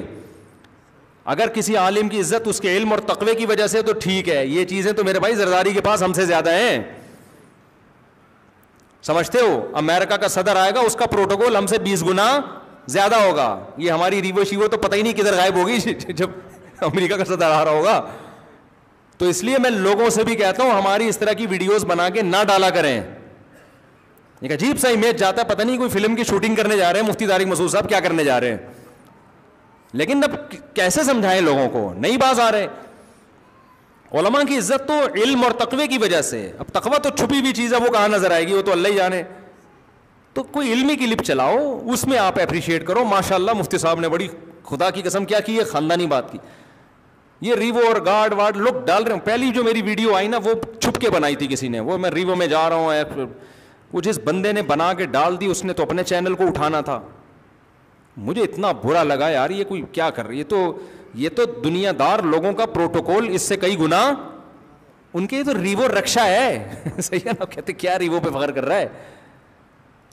تو یہ علماء کے لیے ان چیزوں میں عزت نہیں ہے.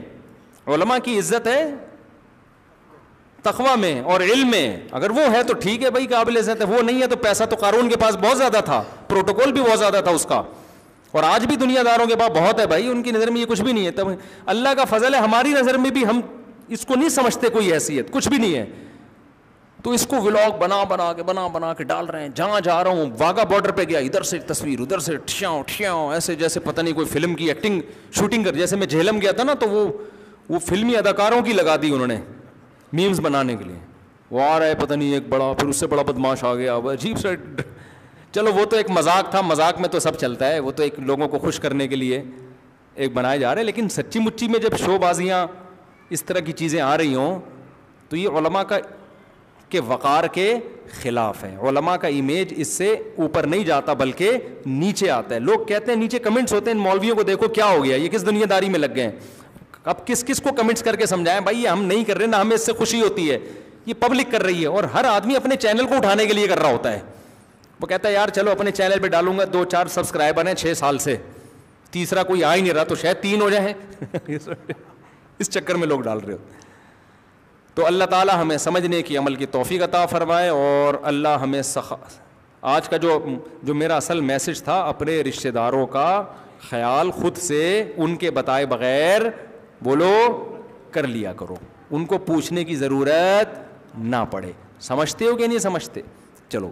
ایک بیوہ نکاح کرنا چاہتی ہے مگر بیٹا منع کرتا ہے, اس صورت میں کیا عورت بغیر وکیل اپنی مرضی سے نکاح کر سکتی ہے؟ کیوں نہیں کر سکتی؟ میرا بھائی بیوہ ہو, اتنی عمر ہو گئی, اب بھی تو بیٹے کو منع کرنے کا حق نہیں ہے. مفتی صاحب اتوار والے دن جب آپ غیر حاضر ہوتے ہیں اس کی اطلاع کیسے ملے گی؟ ولید کا نمبر واٹس ایپ گروپ میں ایڈ کروا لیں, اپنا نمبر ولید کے واٹس ایپ گروپ میں ایڈ کر لیں. تو آپ گھماتے رہتے ہیں نا, تو بہت سارے گروپ بن گئے اور بن جائیں گے, تو یہ اپڈیٹ آپ کو دیتے رہیں گے. میری اس بہن کی صحت ناساز ہے, دعا کی درخواست ہے, دل سے دعا اللہ تعالیٰ آپ کی بہن کو صرف شفائے کامل عاجل عطا فرمائے. ہم 2 بھائی ہوٹل میں کام کرتے ہیں, ہوٹل ہمارا اپنا ہے. غصے میں بھائی نے عزم اٹھایا کہ میں ہوٹل کے فریج سے کولڈ ڈرنک نہیں پیوں گا. اب وہ پریشان ہے کہ اس کا کیا حل ہے, تو میں اس کا بھائی اسے ہاتھ سے بھائی کو ابے پی لے, اب قسم توڑ دے, اب ساری زندگی کیسے کر سکتا ہے, قسم کا کفارہ دے دے, 10 غریبوں کو 2 ٹائم کا ہوٹل میں کھانا کھلا دے. اللہ چاہتا ہے, اللہ ایسے بے وقوف لوگ بھی پیدا کرتا ہے نا تاکہ غریبوں کا بھلا ہوتا رہے. اب ایک غریب کو 10 دن تک کھانا کھلا دیں فری میں, وہ بھی ٹھیک ہے, یا 10 غریبوں کو ایک ہی دن میں 2 ٹائم کا کھلا دیں. لیکن ایک غریب کو 10 آدمیوں کا کھانا کھلانے سے نہیں ہوگا صحیح ہے. ایک غریب کو 10 دن تک کھلاتے رہیں گے تو بھی 10 ہی کاؤنٹ ہوں گے وہ, لیکن 2 ٹائم کا کھانا کھلانا پڑے گا ایک غریب کو. اور یہ بھی ٹھیک ہے ایک غریب کو 20 دن کا کھلا دیں تو وہ بھی 2 ٹائم کا ہی استحساناً کاؤنٹ ہو جائے گا. سمجھتے ہو؟ اگر ٹرین میں بغیر ٹکٹ سفر کریں, اچھا کھانے میں درمیانے درجے کا کھانا, ایسا نہ ہو چائے پاپے رکھ دیں. اچھا میرے بھائی، ٹرین میں بغیر ٹکٹ سفر کریں تو کیا حکم ہے؟ اگر بعد میں ٹکٹ لے کر ضائع کر دیں تو تلافی ہو جائے گی؟ جی ہو جائے گی، بغیر ٹکٹ سفر کرنا جائز نہیں ہے ٹرین میں. اگر کر لیا ہے تو پھر ٹکٹ خریدیں اسٹیشن سے اور پھاڑ دیں اس کو. دوسری شادی کرنے کے لیے نکاح پڑھانے کا کوئی قانونی، کہہ رہے ہیں کہ نکاح کوئی قانونی کارروائی تو نہیں ہوگی. اس کے بارے میں پچھلے بیان میں نے تفصیل سے بتایا تھا کہ اگر آپ نے دوسری شادی کی بیوی کی مرضی کے بغیر، بیوی آپ کے خلاف کیس کر کے 6 مہینے کے لیے آپ کو اندر کر سکتی ہے. کوئی بات نہیں، 6 مہینے کے لیے اندر ہو جاؤ، دوبارہ آؤ ایک اور کر کے پھر چلے جاؤ، تیسری دفعہ ایک اور کر کے، تو 1.5 سال میں آپ کی 4 بیویاں، اگر میرا خیال ہے بہت اچھا پیکیج ہے یار. یہ 1.5 سال کی ٹینشن ہے اس میں، اور کوئی طاقت کی غذا بھی لے جاؤ روزانہ وہ کشتے مچتے بادام کھاتے رہو بیٹھ کے. کیا خیال ہے؟ 6 مہینے اور ڈنڈ پیلتے رہو، وہاں پہ ورزش کرتے رہو، انجوائے کرو. اتنی بڑی ٹینشن نہیں ہے، خام خام اس سے ڈرتے ہو یار.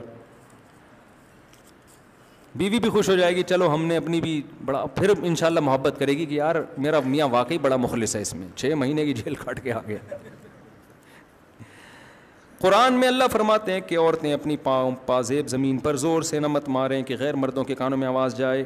پھر اگر عورت ہیل کی سینڈل پہنے میں آواز ہوتی ہے تو وہ ہیل کی وہ ٹھک ٹھک جوتے کی آواز آتی ہے، وہ پازیب کی آواز نہیں ہوتی. وہ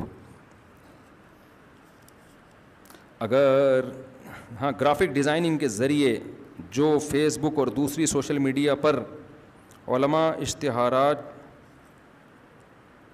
کیا لکھا ہے یہ علماء لکھا ہوا ہے، جو ایڈز اور اشتہارات چلائے جاتے ہیں اور خواتین کی تصویر ہوتی ہے اس کی کمائی، ایڈ کی کمائی تو جائز ہے، اس پر تو میں بہت دفعہ بیان کر چکا ہوں، لیکن خود سے عورت کی تصویر بنانا جائز نہیں ہے. بہرحال ایک ہے ایڈ بنانا، ایک ہے ایڈ چلانا. تو چلانے میں تو پوری ڈیٹیل ہے، میں اس پہ بہت تفصیل سے جمعے کے بیان میں بات کر چکا ہوں. مفتی صاحب میں میڈیسن مارکیٹ میں کام کرتا ہوں، وہاں باہر ممالک کی اشیاء بھی فروخت ہوتی ہیں جن کی فروخت پر پابندی ہے، کیا اس کی کمائی جائز اور حلال ہے؟ اور میری تنخواہ بھی ہے، وہ اشیاء لیگل طریقے سے نہیں آتی، اسمگلنگ کے ذریعے آتی ہے. دیکھو غیر قانونی کام تو غلط ہے، گناہ ہے، لیکن اس کی جو ارننگ ہوگی وہ حرام نہیں ہوگی. اگر ایک چیز آپ نے خرید کے بیچی ہے، کیونکہ خریدنے سے آپ کی ملکیت میں آ گئی، چیز بھی جائز ہے، کوئی شراب نہیں ہے، بیچنے سے دوسرے کو بیچ دی، اس کی قیمت آ گئی، تو ارننگ حلال ہے. لیکن غیر قانونی کام اس کا گناہ ہوگا، کیونکہ اس سے ملک کو کیا ہو رہا ہے؟ بعض کام ناجائز ہوتے ہیں، اس کی ارننگ ناجائز نہیں ہوتی. ارننگ کا تعلق اس سے کہ صحیح چیز کی تجارت کر رہے ہو، قبضہ کر کے کر رہے ہو، اپنی ملکیت میں لا کے کر رہے ہو، یا قبضے سے پہلے ہی بیچ رہے ہو آگے، تو اس کی شرائط الگ ہیں. باقی غیر قانونی ملک کا جب قانون ہے تو اس کو فالو کرنا چاہیے، اور اس ملک کے قانون میں ملک کا فائدہ ہو. خام خواہ میں کوئی آڑا ترچھا قانون بلا وجہ بنا کے تھوپ دے تو وہ نہیں ہے. تو اسمگلنگ میں تو یہی ہے، اگر کھلی چھوٹ لوگوں کو دے دی جائے تو ملک تو تباہ ہو جائے گا. ماہرین کہتے ہیں. اچھا میرے بھائی، میں نے پڑھا لکھا پتہ نہیں کیا لکھا ہوا ہے آگے، کہنے ایک لڑکی پسند ہے، یہ بہت صاف صاف لکھا ہوا ہے. میں نے میٹرک کیا ہے اور مڈل، پتہ نہیں کیا لکھا ہوا ہے یار آگے، بس ایک ہی لفظ جملہ اچھا لکھا ہوا ہے. گھر والے سے بات بھی کی ہے، وہ لڑکی دیندار ہے تو کر لو شادی. پتہ نہیں کیا کہنا چاہ رہے ہیں، اتنی کچھ رائٹنگ تو تھوڑی اردو کی سیکھ لو یار، خدا کا واسطہ یار، کیا کیڑے مکوڑے بنا رہے ہیں یار. صرف لڑکی لکھنا سیکھ لیا، بڑی تمیز سے لکھا ہوا ہے.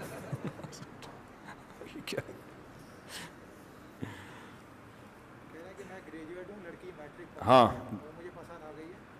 یہ گریجویٹ ہیں، لڑکی میٹرک پاس ہے تو پسند آ گئی ہے تو شادی کر لیں. اگر آپ میٹرک پاس ہوتے، لڑکی گریجویٹ ہوتی، پھر الٹا کام ہو جاتا ہے نا. پھر ہم کہتے ہیں یار یہ تو میچنگ کا شادی نہیں ہے، لڑکا تو اوپر ہی ہونا چاہیے، ایجوکیشن میں، مال میں وہ آگے ہونا چاہیے، کیونکہ بیوی بہرحال شوہر کے ماتحت ہوتی ہے نا. تو اپنے سے جو آپ سے اوپر ہے اس کو کی ماتحتی ذہنی طور پر قبول ہوتی ہے، اور کوئی آپ سے کمتر ہے اس کی ذہنی طور پر ماتحتی انسان مانتا نہیں ہے. تو اس لیے شریعت میں کفوف کے حکام ہیں. حضرت اصل الفتاوی میں آپ نے مفتی رشید احمد صاحب سے کن مسائل میں اختلاف کیا؟ ہمارے بڑے چاچا کہتے ہیں مفتی رشید احمد صاحب مسائل میں غلطی نہیں ہوتی. دنیا میں کوئی بھی ایسا نہیں ہے جس کے بارے میں یہ کہا کہ اس سے غلطی ہو ہی نہیں سکتی, صرف سوائے پیغمبر کے. تو ایسا نہیں ہے. باقی کون سے ہیں تو بہت سارے ہیں, بہت سارے تو نہیں کہہ سکتے, چند ہیں. تو اب وہ کون کون سے ہیں وہ تو بڑی لمبی ڈیٹیل ہے, اور وہ ہیں بھی علماء کے سمجھنے کے, عوام میں نہیں ہے ان کا زیادہ. کچھ تحقیقی ہیں, رسالے ہیں, کچھ مسائل ہیں. 99% تو اتفاقی ہی ہیں وہ.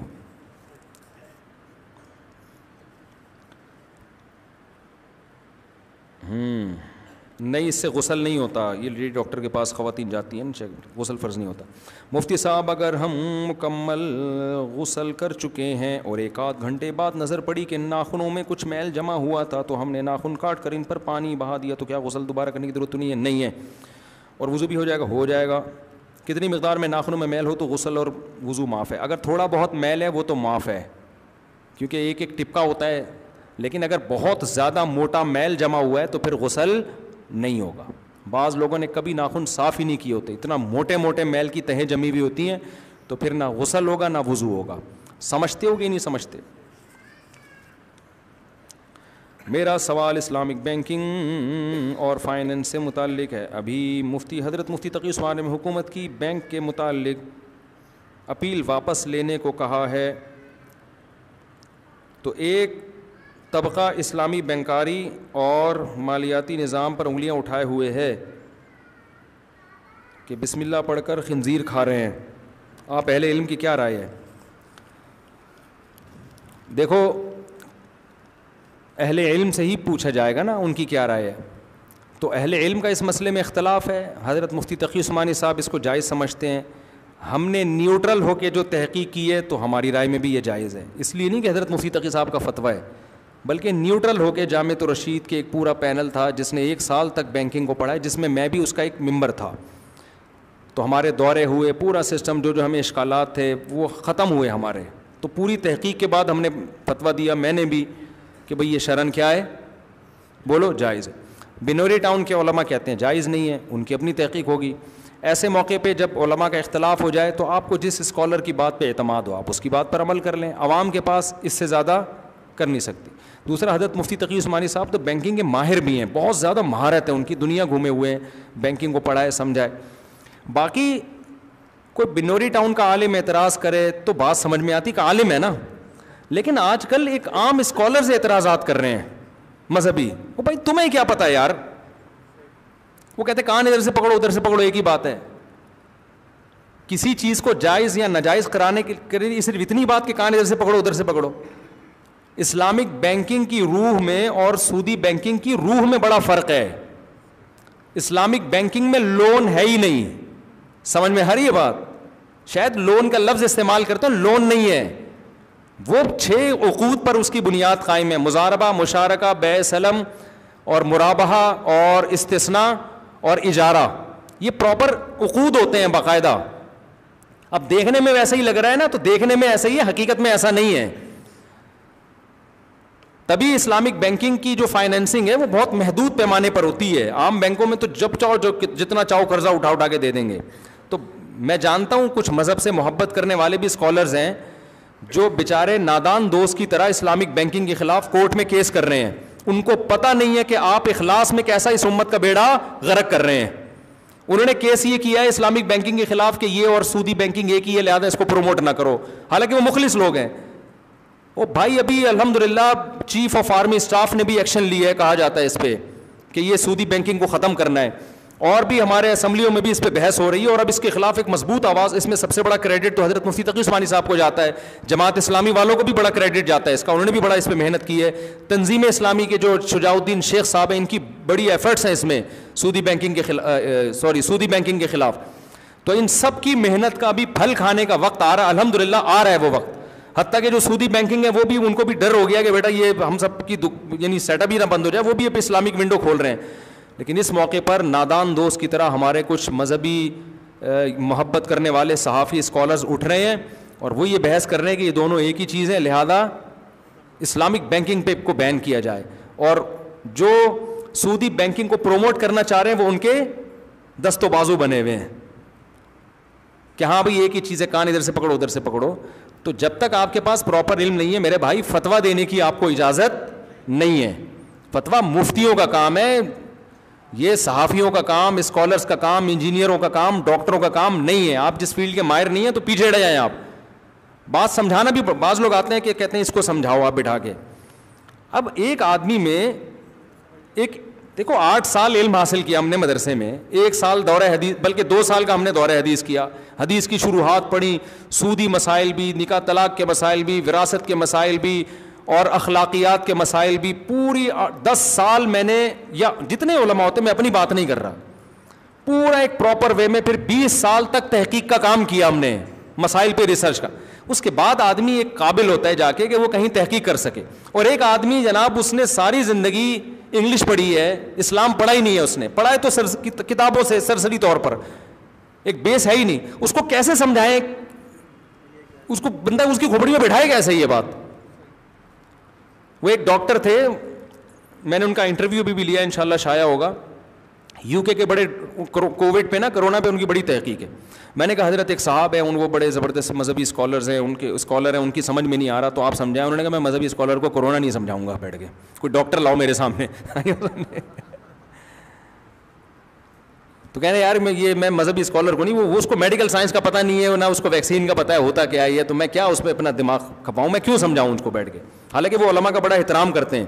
انہوں نے کہا میں اپنے دماغ کیوں, ایک یہ ان کی فیلڈ نہیں ہے, میں کیوں اپنی کھوپڑی جو ہے نا میں ادھر ضائع کروں. انہوں نے کہا کوئی ڈاکٹر ہے تو مجھے بتائیں, میں اس سے بحث کروں گا. تو اسی طرح ہر مسئلے پر ایک مذہبی اسکالر ایک عامی آدمی کے سامنے بحث نہیں کرتا, اس کو پتہ ہے اس کی کھوپڑی میں یہ بات اتارنا بہت مشکل ہے. اس سے پہلے کہ کچھ اسٹیپ ہیں, جب تک یہ اس پہ نہیں آئے گا آگے. اب میں کسی انگریز کو بٹھا کے سمجھانا شروع کر دوں اسلام میں 4 شادیاں اور 18 بچے, وہ پہلے توحید پہ آئے گا نا میرے بھائی, بیسک چیزیں تو سمجھ یار, اس کے بعد نماز آئے گا. اب کوئی غیر مسلم ہندو الحمدللہ بہت سے آتے ہیں, یا مسلمان ہوتے ہیں, عیسائی بھی آتے ہیں, میں اس سے کہوں کہ میں ایمان لایا اللہ پر اور اس بات پر کہ میں 4 شادیوں کو برحق جانتا ہوں, وہ ڈر جائے گا یار یہ ہو کیا رہا ہے مارکیٹ میں. اس کی بیوی بھی ڈر جائے گی ابھی سے میرے میاں کو کیا سکھائی جا رہی ہیں.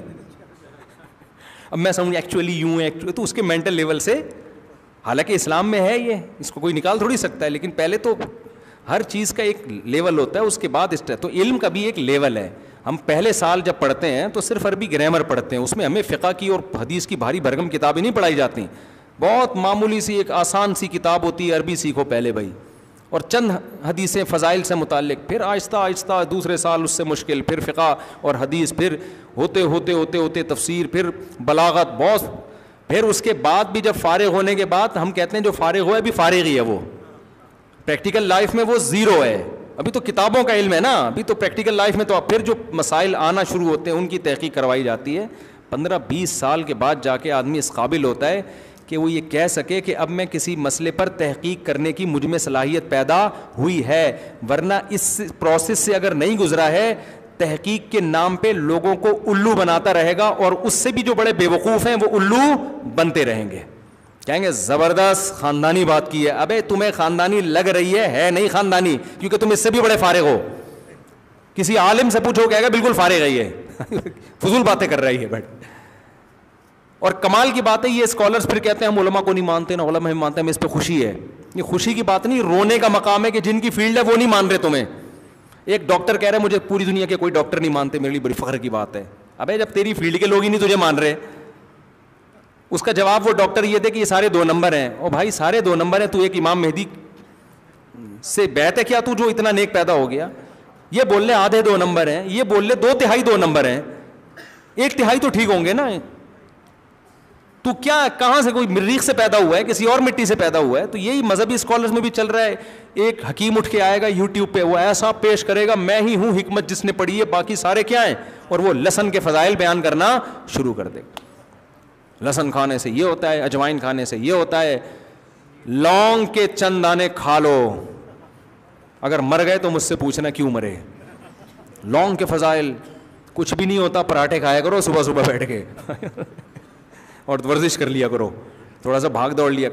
جو صحت کے اصول 1400 سال پہلے تھے نا, آج بھی کیا ہیں, وہی ہے. جدید تحقیق کوئی ایسی عجیب سی چیز نہیں ہے جو آپ کو پتہ نہیں کیا بنا دے. دیکھو انسان جدید ہے یا قدیم ہے, تو قدیم میں جدید تحقیق کہاں سے چلے گی؟ ہر یوٹیوبر نے جدید تحقیق کے نام پہ الو بنایا ہوا ہے بیٹھ کے. ابے انسان تو ہزاروں سال پرانا جو آدم کے دور کا تھا وہی آ جائے, تو وہی جو پہلے صحت کے اصول تھے آج بھی کیا ہیں وہی. ہاں اتنا ضرور جدید تحقیق سے فائدہ ہوتا ہے, کچھ خوراکیں ایسی آ گئی ہیں جن میں انسان نے بڑی مصنوعی تبدیلیاں کی ہیں, وہ جدید تحقیق سے پتہ چل جائے گا یہ 2 نمبر ہے. جیسے گندم جو آج کی آ رہی ہے وہ جدید تحقیق بتاتی ہے یہ وہ والی گندم نہیں ہے جو آپ کے نانا نے کھائی ہے, جس کو کھا کے ہمارے نانا 99 سال تک زندہ رہے تھے. وہ تو یہی کھاتے تھے نا, لیکن وہ زیادہ عرصہ انہوں نے وہ کھائی ہے, آخر میں آ کے یہ کھائی ہے. اگر یہ نہ کھاتے ہو سکتا ہے 199 میں جاتے. تو جدید تحقیق سے تھوڑی بہت جو جدید چیزیں ہیں وہ تو پتہ چل جائیں گی میرے بھائی. باقی صحت کے اصول جو 1400 سال پہلے تھے آج بھی وہی ہیں. اور ہمارے پاس تو اسلام ہے یار, صحابہ کی صحتیں, نبی کی صحتیں, جو ان کی طریقے ہیں. ہاں جدید تحقیق سے علاج کے طریقے بہرحال جدید دریافت ہوئے. میڈیکل سائنس میں جدید تحقیق سے فائدہ اٹھائیں گے کہ بھائی کینسر کا علاج آ گیا. پہلے یہ ریڈیو تھراپی نہیں تھی, کیمو تھراپی نہیں تھی, کینسر کا مریض مر جاتا تھا. اب یہ کہ ریڈیو تھراپی ہے اور کینسر کے اتنے پیشنٹ بھی نہیں ہوتے تھے کیونکہ قدیم طریقے سے زندگی گزارتے تھے لوگ. لیکن بہرحال علاج میں سائنس نے ترقی کی ہے بہت زیادہ, تو علاج میں تو ٹھیک ہے. لیکن نارمل لائف میں آپ جدید تحقیق کے بجائے قدیم پہ ہی چلو تو میرے خیال ہے زیادہ بہتر ہے آپ کو. ڈاکٹروں کی اپنی صحت دیکھ لو یار, کوئی خاندانی صحت ہے سوائے چند ایک ڈاکٹروں کے؟ زیادہ تر تو وہی جتنے میں ہم مر رہے ہیں اتنے میں ڈاکٹر بھی مر رہے ہیں. حکیموں کی میں نے دیکھے 99 سال 100 سال. میں مانتا ہوں حکیموں میں زیادہ تر فراڈی ہوتے ہیں آج کل, اچھے بھی ہوتے ہیں لیکن زیادہ تر. لیکن کمبخت ہوگا فراڈی, عمر کمبخت کی 100 سال ہوگی, اپنے اوپر فراڈ نہیں کر رہا ہوگا وہ. میں نے ڈاکٹر 100 سال کے نہیں دیکھے, حکیم دیکھے ہیں. حالانکہ جدید تحقیق کس کے پاس ہے؟ ڈاکٹر. وجہ کیا ہے؟ یہ نہیں کہ حکیموں کی تحقیق زبردست ہوتی ہے, نا نا نا نا نا. حکیم کیا کر رہا ہوتا ہے, وہ پرانے جو صحت کے بنیادی اصول ہیں ان پہ زندگی گزار رہا ہوتا ہے. اس کے پاس بہت زیادہ کوئی جدید تحقیق ہوتی نہیں ہے. وہ رات کو جلدی سو جائے گا, صبح جلدی اٹھ جائے گا, فجر کی نماز پڑھے گا, واکنگ کرے گا یا جاگنگ کرے گا. 4 شادیاں بھی کرتے ہیں زیادہ تر حکیم لوگ, دیکھے ہیں میں نے. اور خوراک تھوڑی کھائے گا, 2 ٹائم کھائے گا. حکیم محمد سعید صاحب پتہ ہے آپ کو, میں ان کے قریبی دوست سے ملا, قریبی دوست سے, ماشاءاللہ وہ بھی 95 سال کے. تو میں نے کہا, اور بڑے صحت مند باتیں کر رہے ہیں. میں نے کہا حضرت 90 یا 95 کے تھے. میں نے کہا اس عمر میں آپ کی ماشاءاللہ ایسی صحت؟ انہوں نے کہا میری حکیم سعید صاحب سے بچپن سے دوستی تھی. کہہ رہے ہیں حکیم سعید. میں نے کہا حکیم, اچھا حکیم سعید صاحب کی جو ایسی خاندانی صحت تھی کہ آپ کو ان کے میں حالات بتاؤں آپ بولو گے شاید میں غلط بول رہا ہوں. وہ اس بڑھاپے میں 2 گھنٹے لانگ ٹینس کھیلتے تھے. 78 یا 78 میرا خیال ہے. وہ تو شہید کر دیا ان کو. وہ کیا تھا, قدیم تحقیق پہ ہی چل رہے تھے وہ. 2 ٹائم کھانا, چائے. کہتے ہیں حکیم سعید رحمۃ اللہ علیہ فرمایا کرتے تھے مجھے چائے کا ذائقہ نہیں پتہ کیسی ہوتی ہے, اور ہماری ہر تھوڑی دیر میں دماغ کھوپڑی کو سیٹنگ کرنے کے لیے ہمیں کیا چاہیے, چائے چاہیے. اس میں چینی الگ جا رہی ہے, کیفین الگ جا رہی ہے, اور یہ جو دودھ ہے جو گائے کا نہیں ہے. رپورٹ ہے کہ گائے کا ہے, لیکن جب گہرائی میں گھسو گے تو گوالے کا زیادہ ہے, گائے کا اس میں کم ہے. اور ڈبے کے اور پتہ نہیں کیا کیا کیمیکل. وہ کہتے ہیں مجھے چائے کا ذائقہ نہیں پتا کہ کیسا ہے. حکیم سعید رحمۃ اللہ علیہ کی بات کر رہا ہوں میں. ایسی خاندانی صحت ماشاءاللہ. کیا تھا کہ مغرب سے پہلے رات کا کھانا کھا لیا کرتے تھے.